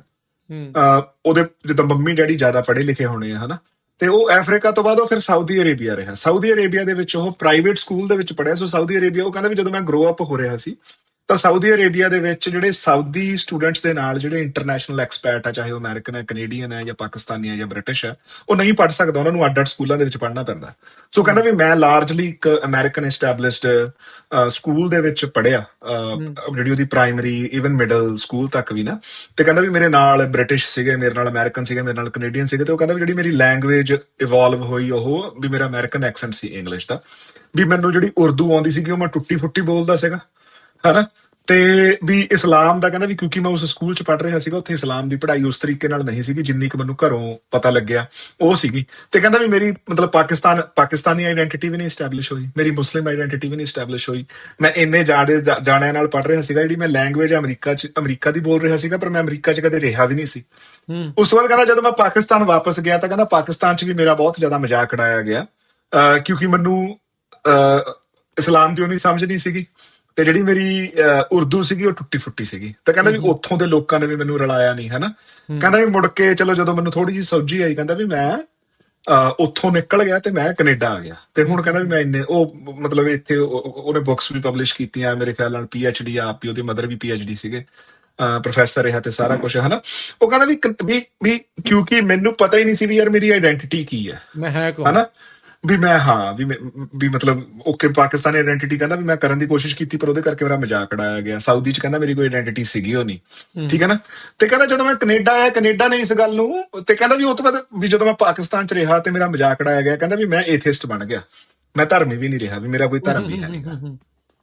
ਤੇ ਕਹਿੰਦਾ ਜਦੋਂ ਮੈਂ ਕੈਨੇਡਾ ਆਇਆ ਤੇ ਕੈਨੇਡਾ ਦੇ ਵਿੱਚ ਫਾਈਨਲੀ ਮੈਨੂੰ ਇਸ ਗੱਲ ਦੀ ਆਜ਼ਾਦੀ ਮਿਲੀ ਵੀ it is okay to have no identity, ਠੀਕ ਹੈ ਨਾ। ਵੀ ਹੁਣ ਮੈਂ ਧਰਮੀ ਨਹੀਂ ਹੈਗਾ ਤੇ ਮੇਰੀ ਕੋਈ ਉਹ ਨਹੀਂ ਆਈਡੈਂਟੀਟੀ ਨਹੀਂ ਨਾ ਹੈਗੀ, ਮੇਰੀ ਭਾਸ਼ਾ ਆ, ਨਾ ਮੇਰਾ ਕੋਈ ਮੁਲਕ ਆ, ਹਨਾ। ਨਾ ਵੀ ਕੋਈ ਮੈਂ ਕੌਮ ਆ, ਨਾ ਪੰਥ ਆ। ਵੀ ਮੈਂ ਅੰਗਰੇਜ਼ੀ ਬੋਲਦਾ ਹਨਾ। ਤੇ ਕਹਿੰਦਾ ਵੀ ਉਹ ਕੈਨੇਡਾ ਉਸ ਚੀਜ਼ ਨੂੰ ਅਲਾਉ ਕਰਦਾ, ਮਤਲਬ ਉਹਨੇ ਇਸ ਐਂਗਲ ਤੋਂ ਲਿਖਿਆ ਸੀਗਾ। ਤੇ ਮੈਂ ਮਤਲਬ ਕਿਉਂਕਿ ਗੱਲ ਸੁਣਨ ਪੜਨ ਨੂੰ ਬਹੁਤ ਜ਼ਿਆਦਾ ਨਾ ਸੋਹਣੀ ਲੱਗ ਰਹੀ ਸੀਗੀ, ਸੋ ਫਿਰ ਮੈਂ ਉਹਨੂੰ ਕ੍ਰਿਟੀਕਲੀ ਸੋਚਣ ਲੱਗਾ। ਤੇ ਤਾਂ ਹੀ ਮੈਂ ਇਸ ਗੱਲ ਨੂੰ ਡਿਸਕਸ ਕਰ ਰਿਹਾ ਸੀਗਾ ਵੀ ਯਾਰ ਇਹ ਗੱਲ ਸੁਣਨ ਨੂੰ ਬੜੀ ਜੱਚਦੀ ਜੀ ਹੈ। ਕਈ ਗੱਲਾਂ ਉਹ ਬੜੀਆਂ ਖਤਰਨਾਕ ਹੋ ਸਕਦੀਆਂ, ਪਰ ਉਹ ਜੱਚਦੀਆਂ ਬੜੀਆਂ ਹੁੰਦੀਆਂ, ਠੀਕ ਹੈ ਨਾ। ਆਪਾਂ ਜਿਹੜੀ ਪਹਿਲੀ ਸੈਗਮੈਂਟ ਦੇ ਵਿੱਚ ਗੱਲ ਕਰਕੇ ਆਏ ਵੀ ਕੈਨੇਡਾ ਮੋਜ਼ੇਕ ਹੈ, ਠੀਕ ਹੈ ਨਾ, ਉਹ ਜਿਹੜੀ ਗੱਲ ਕਰ ਰਿਹਾ ਉਹ ਇੱਕ ਮੈਲਟਿੰਗ ਪੋਟ ਵਾਲੀ ਗੱਲ ਕਰ ਰਿਹਾ ਹੈ ਨਾ, ਵੀ ਜਿੱਥੇ ਉਹ ਚੀਜ਼ ਮੈਟਰ ਹੀ ਨਹੀਂ ਕਰਦੀ ਵੀ ਯਾਰ ਤੁਹਾਡੀ ਇੱਕੋ ਕਿਉਂਕਿ ਜੇ ਆਬਵੀਅਸਲੀ ਉਹ ਕੈਨੇਡਾ ਡੇ ਸੈਲੀਬ੍ਰੇਟ ਕਰ ਰਿਹਾ ਤਾਂ ਉਹ ਕੈਨੇਡੀਅਨ ਆਇਡੈਂਟੀਟੀ ਨਾਲ ਤਾਂ ਉਹ ਐਸੋਸੀਏਟ ਕਰ ਹੀ ਰਿਹਾ। ਯਾਰ ਅਰਵਿੰਦਰ ਭਾਜੀ ਨੇ ਗੱਲ ਜਿਹੜੀ ਕੀਤੀ ਸੀਗੀ ਵੀ ਨੋ ਆਇਡੈਂਟੀਟੀ ਨਾਲ ਹਨਾ, ਵੀ ਉਹ ਐਸੋਸੀਏਟ ਕਰ ਰਿਹਾ ਹੈ ਨਾ। ਪਰ ਉਹਦੇ ਵਿੱਚ ਜਿਹੜੀ ਉਹ ਵੱਡੀ ਇੱਕ ਇੰਪੋਰਟੈਂਟ ਗੱਲ ਉਹ ਉਹਦੇ ਚ ਮਿਸ ਕਰ ਗਿਆ ਵੀ ਜਿਹੜੀ ਉਹਨੇ ਅਲਟੀਮੇਟਲੀ ਲੈਂਗੁਏਜ ਚੁਣੀ ਅੰਗਰੇਜ਼ੀ, ਜਾਂ ਜਿਹੜੀ ਉਹਨੇ ਅਲਟੀਮੇਟਲੀ ਆਇਡੈਂਟੀਟੀ ਚੁਣੀ ਹਨਾ, ਉਹ ਇੱਕ ਉਹ ਮੈਜੋਰਿਟੀ ਹੈ, ਉਹ ਮਿਨੋਰਿਟੀ ਨਹੀਂ ਹੈ ਹਨਾ। ਆਇਡੈਂਟੀਟੀ ਬਾਰੇ ਕਿਹਨੂੰ ਸੋਚਣਾ ਪੈਂਦਾ, ਜਿਹੜੀ ਮਿਨੋਰਿਟੀ ਆ। ਮਤਲਬ ਆਪਾਂ ਲੈਂਗੁਏਜ ਦਾ ਡੇਟਾ ਪੜ੍ਹੀਏ, ਆਪਾਂ ਧਰਮਾਂ ਦਾ, ਆਪਾਂ ਕਬੀਲਿਆਂ ਦਾ ਡੇਟਾ ਪੜ੍ਹੀਏ, ਹਰ ਸਾਲ ਕਿੰਨੀਆਂ ਲੈਂਗੁਏਜਿਸ ਆ ਜਿਹੜੇ ਕਿੰਨੇ ਡਾਇਲੈਕਟ ਆ ਉਹ ਖਤਮ ਹੋ ਰਹੇ, ਠੀਕ ਹੈ ਨਾ। ਸੋ ਹੁਣ ਜੇ ਕੋਈ ਕਹੇ ਵੀ ਯਾਰ ਇੰਡੀਅਨ ਆਇਡੈਂਟੀਟੀ ਬਹੁਤ ਵਧੀਆ, ਪਰ ਇੰਡੀਅਨ ਜਾਂ ਹਿੰਦੀ ਲੈਂਗੁਏਜ ਨੈਸ਼ਨਲ ਲੈਂਗੁਏਜ ਦੀ ਆਇਡੈਂਟੀਟੀ ਬਹੁਤ ਵਧੀਆ, ਪਰ ਉਹ ਯੂਪੀ ਦੀਆਂ ਕਿੰਨੀਆਂ ਰੀਜਨਲ ਲੈਂਗੁਏਜਿਸ ਨੂੰ ਖਤਮ ਕਰ ਚੁੱਕੀ ਹੈ। ਆਪਦੀ ਜਿਹੜੀਆਂ ਉੱਥੋਂ ਦੀਆਂ ਖੜੀ ਬੋਲੀ, ਜਿਹੜੀਆਂ ਉੱਥੋਂ ਦੀਆਂ ਯੂਪੀ ਦੀਆਂ ਸਧਾਰਨ ਭਾਸ਼ਾਵਾਂ ਆ, ਉਹਨੂੰ ਇੱਕ ਲਾਰਜਰ ਜਾਂ ਨੋ ਆਇਡੈਂਟੀਟੀ ਕਹਿ ਲਈ ਵੀ ਹਾਂ ਹਿੰਦੁਸਤਾਨੀ ਆਇਡੈਂਟੀਟੀ ਬਹੁਤ ਵਧੀਆ ਜੀ, ਉਹ ਛੋਟੀਆਂ ਆਇਡੈਂਟੀਟੀਜ਼ ਨੂੰ ਖਾ ਗਈ। ਤਾਂ ਕਰਕੇ ਬੜਾ ਇੰਪੋਰਟੈਂਟ ਹੋ ਜਾਂਦਾ ਮਾਈਨੋਰਿਟੀ ਕਮਿਊਨਿਟੀਜ਼ ਨੂੰ ਆਪਣੀ ਆਇਡੈਂਟੀਟੀ ਨੂੰ ਸਟਿਕ ਕਰਨਾ, ਕਰਕੇ ਉਹ ਇੱਕ ਸਾਡੀ ਪ੍ਰੀਜ਼ਰਵੇਸ਼ਨ, ਉਹ ਸਰਵਾਈਵਲ ਟੈਕਨੀਕ ਹੁੰਦੀ ਹੈ, ਠੀਕ ਹੈ ਨਾ। ਹੁਣ ਉਹਨੂੰ ਅਸੀਂ ਕਿਸ ਤਰੀਕੇ ਨਾਲ ਜਿਉਣਾ ਜਾਂ ਕਿਸ ਤਰੀਕੇ ਨਾਲ ਰਿਫਲੈਕਟ ਕਰਨਾ, ਉਹ ਇੱਕ ਵੱਡੀ ਗੱਲ ਹੈ। ਤੇ ਮੈਂ ਮਤਲਬ ਇਹੀ ਚੀਜ਼ ਉਹਦੇ ਅਰਾਊਂਡ ਹੀ ਮੈਨੂੰ ਲੱਗਦਾ ਸੀਗਾ ਵੀ ਯਾਰ ਇਸ ਸ਼ੋਅ ਦੇ ਉੱਤੇ ਵੀ ਆਪਾਂ ਇਸ ਚੀਜ਼ ਨੂੰ ਡਿਸਕਸ ਕਰ ਸਕਦੇ ਹਾਂ। ਸਰੋਤਿਆਂ ਨੂੰ ਕਿੱਦਾਂ ਡਾਈਸੈਕਟ ਕਰਦੇ ਆ ਸਾਰੀ ਗੱਲਬਾਤ ਨੂੰ, ਕੀ ਮਤਲਬ ਹਾਊ ਡੂ ਵੀ ਸੀ ਦਿਸ, ਵੀ ਜਿੱਦਾਂ ਪਹਿਲਾਂ ਵੀ ਜਿਹੜੀ ਗੱਲ ਆਪਾਂ ਕਰ ਰਹੇ ਸੀ ਆਇਡੈਂਟੀਟੀ ਨੂੰ ਜਿਹੜਾ ਉਹ ਲੈ ਕੇ ਕਿਵੇਂ ਦੇਖਣਾ ਚਾਹੀਦਾ। ਕਿਉਂਕਿ ਮੈਂ ਇੱਕ ਚੀਜ਼ ਨੋਟ ਕੀਤੀ, ਤੁਸੀਂ ਵੀ ਉੱਥੇ ਨੋਟ ਕੀਤੀ, ਮੈਂ ਵੀ ਇੱਥੇ ਨੋਟ ਕਰਦਾ, ਆਪਣੀ ਕਮਿਊਨਿਟੀ ਵੀ ਕਈ ਵਾਰੀ ਆਪਣੀ ਆਇਡੈਂਟੀਟੀ ਨੂੰ ਛੱਡ ਕੇ ਦੂਜੀ ਨੂੰ ਜੱਫੀ ਪਾਉਣ ਨੂੰ ਜ਼ਿਆਦਾ ਕਰਦੀ ਹੈ। ਇਹ ਕਿਉਂ ਇਦਾਂ ਫਿਰ ਇਹ ਹੋ ਜਾਂਦਾ? ਹਾਂਜੀ, ਇਹਦੇ ਨਾਲ ਮੈਨੂੰ ਲੱਗਦਾ ਵੀ ਕੈਨੇਡਾ ਇੱਕ ਗੱਲ ਤਾਂ ਮੰਨਣੀ ਪਊਗੀ ਕਿ ਕੈਨੇਡਾ ਤੁਹਾਨੂੰ ਜਿਹੜੀ ਉਹ ਨਾ ਰੱਬੀ ਦਾ ਗਾਣਾ ਖੁੱਲੇ ਦਾ ਰੱਬ ਹੈ ਨਾ। ਸੋ ਕੈਨੇਡਾ ਇੱਕ ਤਾਂ ਥਿਨਲੀ ਪੋਪੂਲੇਟਡ ਬਹੁਤ ਹੈ, ਖੁੱਲਾ ਬਹੁਤ ਆ, ਹੈ ਨਾ। ਉਹਦੇ ਕਰਕੇ ਉਹ ਤੁਹਾਨੂੰ ਜਿਹੜੀ ਕੋਰ ਆ, ਹੈ ਨਾ, ਮਤਲਬ ਆਪਣੇ ਨਾ ਉਪਨਿਸ਼ਦਾਂ ਦੇ ਵਿੱਚ ਜਿਹੜੀ ਇੰਡਿਕ ਥਿਓਲੋਜੀ ਕਹਿ ਲਓ, ਮਿਥਿਓਲੋਜੀ ਕਹਿ ਲਓ, ਉਹਦੇ ਵਿੱਚ ਨਾ 4 ਸਟੇਟਸ ਆਉਂਦੀਆਂ ਬੰਦੇ ਦੀ ਕੌਨਸ਼ੀਅਸਨੈਸ ਦੀਆਂ, ਹਨਾ। ਕੋਈ ਜਾਗਰਤ ਕਹਿੰਦੇ ਆ ਵੀ ਜਦੋਂ ਬਾਹਰ ਦੇ ਬਾਰੇ ਅਵੇਅਰ ਹੁੰਦਾ ਵੀ ਬਣ ਕੀ ਡਿਆ, ਠੀਕ ਆ। ਸਵਪਨ ਹੁੰਦਾ ਵੀ ਉਹ ਅੰਦਰ ਪਾਸੇ ਅਵੇਅਰ ਹੋਣ ਲੱਗ ਪੈਂਦਾ ਵੀ ਅੰਦਰ ਕੀ ਬਣ ਡਿਆ, ਠੀਕ ਆ। ਫਿਰ ਇੱਕ ਹੁੰਦਾ ਵੀ ਸੁਸ਼ਪਤੀ, ਜਿਹਨੂੰ ਕਹਿੰਦੇ ਆ ਵੀ ਉਹਦੀ ਨਾ ਈਗੋ ਨਿਕਲ ਜਾਂਦੀ ਹੈ, ਹਨਾ, ਵੀ ਫੇਸਬੁੱਕ ਦੀ ਉੱਤੇ ਲਾਈਕ ਮਿਲਦੇ ਜਾਂ ਨਹੀਂ, ਇਹਦਾ ਰੌਲਾ ਖਤਮ ਹੋ ਜਾਂਦਾ। ਤੇ ਫਿਰ ਜਿਹੜੀ ਇੱਕ ਕਹਿੰਦੇ ਵੀ ਤੁਰੀਆ, ਹਨਾ, ਵੀ ਉਹ ਟ੍ਰਾਂਸੈਂਡ ਕਰ ਜਾਂਦਾ, ਵੀ ਉਹਦੀ ਕੋਈ ਆਇਡੈਂਟੀਟੀ ਨਹੀਂ ਰਹਿੰਦੀ, ਉਹ ਬਿਲਕੁਲ ਹੀ ਉੱਤੋਂ ਐਸਕੇਪ ਕਰ ਜਾਂਦਾ, ਠੀਕ ਹੈ ਨਾ। ਵੀ ਉਹਨੂੰ ਦੁਸ਼ਮਣ ਦੇ ਵਿੱਚ ਜਾਂ ਮਿੱਤਰ ਦੇ ਵਿੱਚ, ਹਨਾ, ਜੇ ਹੁਣ ਅਸੀਂ ਕਹਾਂਗੇ ਇੱਕ ਬੰਨੇ ਸਿੱਖ ਲੜਦੇ ਰਹੇ ਆ ਓਪਰੇਸ਼ਨ ਦੇ ਖਿਲਾਫ, ਹਨਾ, ਤੇ ਭਾਈ ਕਨ੍ਹਈਆ ਜੀ ਜਦੋਂ ਹਨਾ ਪਾਣੀ ਪਿਆ ਰਿਹਾ ਤੇ ਉਹਨਾਂ ਨੂੰ ਦੁਸ਼ਮਣ ਦੇ ਵਿੱਚ ਤੇ ਆਪਣੇ ਕੋਈ ਫਰਕ ਨਹੀਂ ਲੱਗ ਰਿਹਾ, ਉਹ ਕਹਿ ਰਿਹਾ ਰੱਬ ਦਾ ਬੰਦਾ, ਹਨਾ। ਸੋ ਉਹ ਸਟੇਟ ਦੇ ਵਿੱਚ ਐਲੀਵੇਸ਼ਨ ਆਫ ਸਟੇਟ ਕਹਿ ਲਓ, ਹਨਾ। ਤੇ ਮੈਨੂੰ ਲੱਗਦਾ ਕਿ ਜਦੋਂ ਤੁਹਾਡੀ ਐਲੀਵੇਸ਼ਨ ਆਫ ਸਟੇਟ ਹੋ ਜਾਂਦੀ ਆ, ਹਨਾ, ਤੇ ਤੁਸੀਂ you don't have an identity. So ਬੰਦੇ ਦਾ ਜਿਹੜਾ, ਪਰ ਉਹ ਰਾਹ ਚੋਂ ਹੀ ਨਿਕਲ ਕੇ ਤੁਸੀਂ ਜਾਣਾ ਪੈਣਾ, ਠੀਕ ਹੈ ਨਾ। ਰਾਹ ਚੋਂ ਇਸ ਕਰਕੇ ਕਿ ਉਹ ਆਪਣੀ ਬਾਰ-ਬਾਰ ਬਾਣੀ ਜੇ ਕਹਿੰਦੇ ਆ ਵੀ, ਹਨਾ, ਗੁਰਸਿੱਖਾਂ ਦੀ ਤੇ ਗੁਰਮੁਖਾਂ ਦੀ ਸੰਗਤ ਕਰੋ, ਕਿਉਂਕਿ ਤੁਸੀਂ ਪਹਿਲਾਂ ਆਇਡੈਂਟੀਟੀ ਚੋਂ ਜਾਂਦੇ ਆ, ਹਨਾ। ਮਤਲਬ ਤੁਹਾਡੀ ਜਿਹੜੀ ਪ੍ਰਾਈਮ ਲਿਵਿੰਗ ਆਇਡੈਂਟੀਟੀ ਆ, ਹਨਾ, ਉਹ ਡਰੱਗ ਕਰਨ ਵਾਲੇ ਦੀ ਆਇਡੈਂਟੀਟੀ ਨਹੀਂ ਆ, ਜਾਂ ਉਹ ਬਿਲਕੁਲ ਭੋਗਣ ਵਾਲੇ ਦੀ ਆਇਡੈਂਟੀਟੀ ਨਹੀਂ ਆ, ਉੱਥੋਂ ਟ੍ਰਾਂਸੈਂਡ ਹੋ ਕੇ ਹੁੰਦੀ ਆ ਕਿ ਭਲਾ ਕਰਨ ਵਾਲੇ ਦੀ ਆਇਡੈਂਟੀਟੀ ਹੋ ਗਈ। ਭਲਾ ਕਰਨ ਵਾਲੀ ਦੀ ਆਇਡੈਂਟੀਟੀ ਤੋਂ ਫਿਰ ਹੌਲੀ ਹੌਲੀ ਤੁਹਾਨੂੰ ਸਾਰੇ ਆਪਣੇ ਲੱਗਣ ਲੱਗ ਪਏ, ਸਾਰੀਆਂ ਸਾਰੀਆਂ ਆਇਡੈਂਟੀਟੀਜ਼ ਮੁੱਕ ਗਈਆਂ, ਹਨਾ। ਸੋ ਮੈਨੂੰ ਇਹ ਲੱਗਦਾ ਕਿ ਇਹ ਪਾਥ ਹੈ, ਕੋਈ ਕੰਟੀਨਿਊਸ ਉਹ ਨਹੀਂ ਆ। ਪਰ ਮੈਂ ਇਹ ਕਹੂੰਗਾ, ਕਿਸੇ ਵੀ ਚੀਜ਼ ਨੂੰ ਜਿਹੜਾ ਤੁਰਨ ਦਾ ਰਾਹ ਆ, ਹਨਾ, ਉਹ ਕਿਸੇ ਚੀਜ਼ ਦੀ ਓਪੋਜੀਸ਼ਨ 'ਚ ਨਹੀਂ ਆ, ਹਨਾ। ਜਿਹੜਾ ਬੰਦਾ ਇਹ ਕਹਿੰਦਾ, ਜਦੋਂ ਮੈਂ ਇਹੀ ਗੱਲ ਪਹਿਲਾਂ ਕਹਿ ਰਿਹਾ ਸੀਗਾ ਕਿ ਜਿਹੜਾ ਬੰਦਾ ਕਹਿੰਦਾ ਮੇਰੀ ਕੋਈ ਆਇਡੈਂਟੀਟੀ ਨਹੀਂ, ਉਹਦੀ ਵੀ ਆਇਡੈਂਟੀਟੀ ਆ, ਹਨਾ। ਉਹ ਵੀ ਇਹ ਗੱਲ ਕਹਿ ਰਿਹਾ ਕਿ ਮੇਰੀ ਆਇਡੈਂਟੀਟੀ ਨਹੀਂ ਹੋਣੀ ਚਾਹੀਦੀ, ਆਹ ਨਹੀਂ ਹੋਣੀ ਚਾਹੀਦੀ, ਉਹ ਨਹੀਂ ਹੋਣੀ ਚਾਹੀਦੀ, ਫਾਈਨ, ਹਨਾ। ਉਹ ਵੀ ਆਪਣੇ ਆਪ 'ਚ ਨਾ ਆਇਡੈਂਟੀਟੀ ਨਾ ਹੋਣਾ ਵੀ ਆਪਣੇ ਆਪ 'ਚ ਆਇਡੈਂਟੀਟੀ ਹੈਗੀ ਆ। ਜਿੱਦਣ ਉਹ ਪ੍ਰੋਬਲਮ ਉੱਥੇ ਆ ਜਦੋਂ ਅਸੀਂ ਇਹ ਕਹਿਣ ਲੱਗ ਪੈਂਦੇ ਕਿ ਮੇਰੀ ਇਹ ਆਇਡੈਂਟੀਟੀ ਆ ਤੇ ਬਾਕੀਆਂ ਦੀ ਵੀ ਇਹ ਆਇਡੈਂਟੀਟੀ ਹੋਣੀ ਚਾਹੀਦੀ ਆ, ਸਾਰਿਆਂ ਦੀ ਇੱਕੋ ਹੋਵੇ, ਹਨਾ। ਹੋਮੋਜੀਨਿਟੀ, ਇੱਕ ਹੋਮੋਜੀਨਿਟੀ ਨੂੰ ਛੱਡ ਕੇ ਦੂਜੀ ਓਪੋਜ਼ ਹੋਮੋਜੀਨਿਟੀ ਨੂੰ ਫੜ ਲੈਣਾ, ਠੀਕ ਆ, ਉਹ ਆਇਡੈਂਟੀਟੀ ਛੱਡਣਾ ਨਹੀਂ ਆ, ਹਨਾ, ਉਹ ਰਾਹ ਨਹੀਂ ਆ। ਸੋ ਮੈਨੂੰ ਲੱਗਦਾ ਵੀ ਇਹ ਦੋ ਅਲੱਗ ਚੀਜ਼ਾਂ ਨੇ। ਇੱਕ ਹੈਗੀ ਆ ਕਿ ਆਇਡੈਂਟੀਟੀ ਦੀ ਓਪੋਜੀਸ਼ਨ ਦੇ ਵਿੱਚ ਆਇਡੈਂਟੀਟੀ ਕ੍ਰੀਏਟ ਕਰਨੀ, ਜਿੱਥੇ ਕਹਿਣਾ ਯਾਰ ਸਾਡੀ ਕੋਈ ਆਇਡੈਂਟੀਟੀ ਨਹੀਂ ਹੈ, ਇਸ ਕਰਕੇ ਅਸੀਂ ਕੈਨੇਡੀਅਨ ਵੈਲਿਊ, ਮੈਨੂੰ ਨਹੀਂ ਲੱਗਦਾ ਉਹ ਕੈਨੇਡੀਅਨ ਵੈਲਿਊ ਦਾ ਮੋਜ਼ੈਕ ਵੈਲਿਊ ਆ ਕਿ ਤੁਸੀਂ ਜਿੱਥੇ ਵੀ ਹੈਗੇ ਆ, ਤੁਸੀਂ ਜਿਸ ਹਿਸਾਬ ਨਾਲ ਜ਼ਿੰਦਗੀ ਜੀ ਰਹੇ ਆ, ਉਹ ਤੁਹਾਡੀ ਆਇਡੈਂਟੀਟੀ ਆ। ਜਿੱਦਾਂ ਮੈਂ ਇਹ ਕਹੂੰਗਾ, ਸਿੱਖ, ਜੇ ਕਈ ਵਾਰੀ ਅਸੀਂ ਕਹਿ ਦਿੰਦੇ ਆ ਕਿ ਯਾਰ ਸਿੱਖਾਂ ਦੇ ਵਿੱਚ ਵੀ ਆਇਡੈਂਟੀਟੀਜ਼ ਆ, ਜਿਹੜਾ ਕੋਈ ਜੀ ਰਿਹਾ ਆ ਉਸ ਲਾਈਫ ਨੂੰ, ਜਾਂ ਜਿਹੜਾ ਸਿਰਫ ਕਲੇਮ ਕਰ ਰਿਹਾ ਤੇ ਜੀ ਨਹੀਂ ਰਿਹਾ, ਹਨਾ, ਉਹ ਵੀ ਉਹ ਦੋ ਵੱਖਰੀਆਂ ਆਇਡੈਂਟੀਟੀਜ਼ ਨੇ।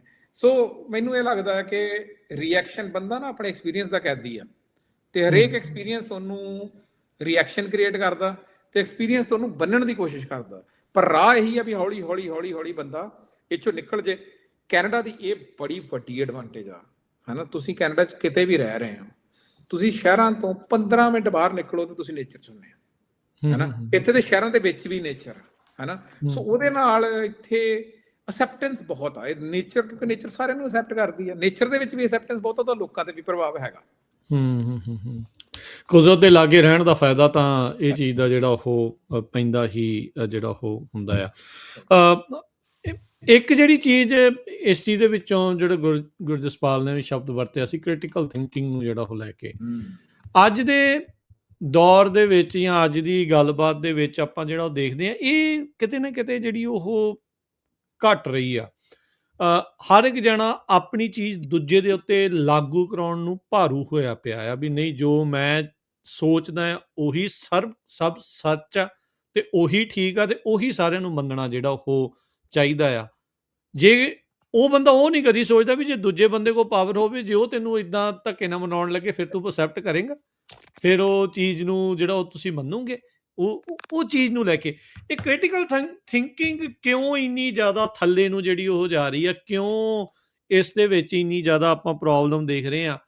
ਕਿ ਸੋਸ਼ਲ ਮੀਡੀਆ, ਕਿ ਇਹ ਸਾਰੀਆਂ ਚੀਜ਼ਾਂ, ਇਹ ਜਿਹੜੀਆਂ ਐਲਗੋਰਿਦਮਸ ਆ, ਮੈਂ ਪਰਸਨਲੀ ਫੀਲ ਕਰਦਾ ਵੀ ਹਾਂ ਇਹਦਾ ਇੱਕ ਕਾਰਨ ਜ਼ਰੂਰ ਹੈਗਾ ਆ। ਇਹਦੇ ਵਿੱਚ ਇਸ ਤੋਂ ਇਲਾਵਾ ਜਾਂ ਇਹਦੇ ਵਿੱਚ ਤੁਸੀਂ ਹੋਰ ਐਡ ਕਰਨਾ ਚਾਹੁੰਦੇ ਹੋ? ਅਲਟੀਮੇਟਲੀ ਤਾਂ ਕਨਫਾਰਮਿਟੀ ਚਾਹੁੰਦਾ ਹੈ ਨਾ ਸਾਰਾ ਜਿਹੜਾ ਸਿਸਟਮ ਹੈ ਨਾ, ਉਹ ਬੇਸਿਕਲੀ ਜਿਹੜੀ ਕ੍ਰਿਟੀਕਲ ਥਿੰਕਿੰਗ ਆ ਉਹ ਤੁਹਾਨੂੰ ਕਹਿੰਦੀ ਹੈ ਵੀ ਯਾਰ ਚੈਲੰਜ ਕਰੋ ਜੋ ਵੀ ਈਜ਼ੀ ਤੂੰ ਵੇ ਦੇਖ ਆਊਟ ਰਿਹਾ ਹੈ। ਲੱਭਦੇ ਆ ਫਿਰ ਆਪਾਂ। ਈਜ਼ੀ ਵੇ ਆਊਟ ਲੱਭਦੇ ਹੈ ਨਾ ਵੀ ਯਾਰ ਤੁਸੀਂ ਕਿਸੇ ਵੀ ਗਰੁੱਪ ਨਾਲ ਐਸੋਸੀਏਟ ਕਰ ਲਿਆ, ਠੀਕ ਹੈ ਨਾ, ਉਸ ਜਿਹੜੀ ਗਰੁੱਪ ਦਾ ਜਿਹੜਾ ਥਾਟ ਪ੍ਰੋਸੈਸ ਹੈਗਾ ਉਹ ਬਈ ਸਾਡਾ ਹੈ, ਠੀਕ ਹੈ, ਤੇ ਉਸ ਤੋਂ ਬਾਅਦ ਉਸ ਤੋਂ ਬਾਹਰ ਵਾਲਾ ਸਾਰਾ ਕੁਝ ਹੀ ਝੂਠ ਹੈ ਹਨਾ, ਜਾਂ ਉਹਨੂੰ ਚੈਲੰਜ ਕਰਨਾ ਜਾਂ ਆਪਣੇ ਆਪ ਨੂੰ ਉਹ ਤੋਂ ਸੁਪੀਰੀਅਰ ਮੰਨਣਾ ਹਨਾ। ਤੇ ਇਹ ਚੀਜ਼ ਉਹ ਆਪਾਂ ਜਿਹੜੀ ਪਹਿਲਾਂ ਨਹੀਂ ਸੀ ਗੱਲ ਕਰ ਰਹੇ, ਜਿਹੜਾ ਸਾਰਾ ਐਜੂਕੇਸ਼ਨ ਸਿਸਟਮ, ਮੀਡੀਆ, ਸਾਰਾ ਕੁਝ ਆ, ਉਹ ਸਾਨੂੰ ਇਹੀ ਸਿਖਾ ਰਿਹਾ ਵੀ ਯਾਰ ਜਿੰਨੀ ਅਸੀਂ ਘੱਟ ਤੋਂ ਘੱਟ ਕੁਐਸਚਨਿੰਗ ਕਰੀਏ, ਜੇ ਕੁਐਸਚਨਿੰਗ ਕਰਨੀ ਹੈ ਤਾਂ ਉਹ ਬੇਫਾਲਤੂ ਦੀਆਂ ਗੱਲਾਂ ਦੀ ਕਰਨੀ ਹੈ, ਵੀ ਜਿਹੜੀਆਂ ਉਹ ਜਿਹੜਾ ਇੱਕ ਨਵਾਂ ਸ਼ਬਦ ਚੱਲ ਰਿਹਾ ਕਨਸਪੀਰੇਸੀ ਥਿਉਰੀਜ਼ ਹਨਾ, ਵੀ ਉਹ ਫੇਕ AI ਵੀਡੀਓ ਆ ਗਈ ਹਨਾ, ਦੇਖੋ ਜੀ ਦੇਖੋ, ਜਿਹੜੀ ਕੋਈ ਮਤਲਬ ਵਾਲੀ ਗੱਲ ਹੈ, ਜਿਹੜੀ ਬਰੀਕ ਗੱਲ ਹੈ, ਉਹਨੂੰ ਫੜਨ ਤੇ ਜ਼ੋਰ ਹੀ ਨਹੀਂ ਲਾਉਣਾ, ਜਿਹੜੀ ਆਬਵੀਅਸ ਜੀ ਕੋਈ ਝੂਠ ਗੱਲ ਆ ਗਈ ਉਹਦੇ ਮਗਰ ਤੁਰੇ ਫਿਰਨਾ ਹਨਾ। ਸੂਖਮ ਗੱਲ ਨਹੀਂ ਨਾ ਸਮਝ ਪਾਉਣੀ। ਹਾਂਜੀ ਹਾਂ। ਫਿਰ ਦੂਜੀ ਗੱਲ ਹੈਗੀ ਹੈ ਵੀ ਯਾਰ ਫੇਸਬੁੱਕ ਦੇ ਉੱਤੇ ਕਮੈਂਟਾਂ ਦੇ ਵਿੱਚ ਹੋ ਹੀ ਜਾਣਾ, ਜਿਹੜਾ ਲੋਕਾਂ ਦੇ ਓਪੀਨੀਅਨ ਕਿਵੇਂ ਹੈਗੇ ਆ।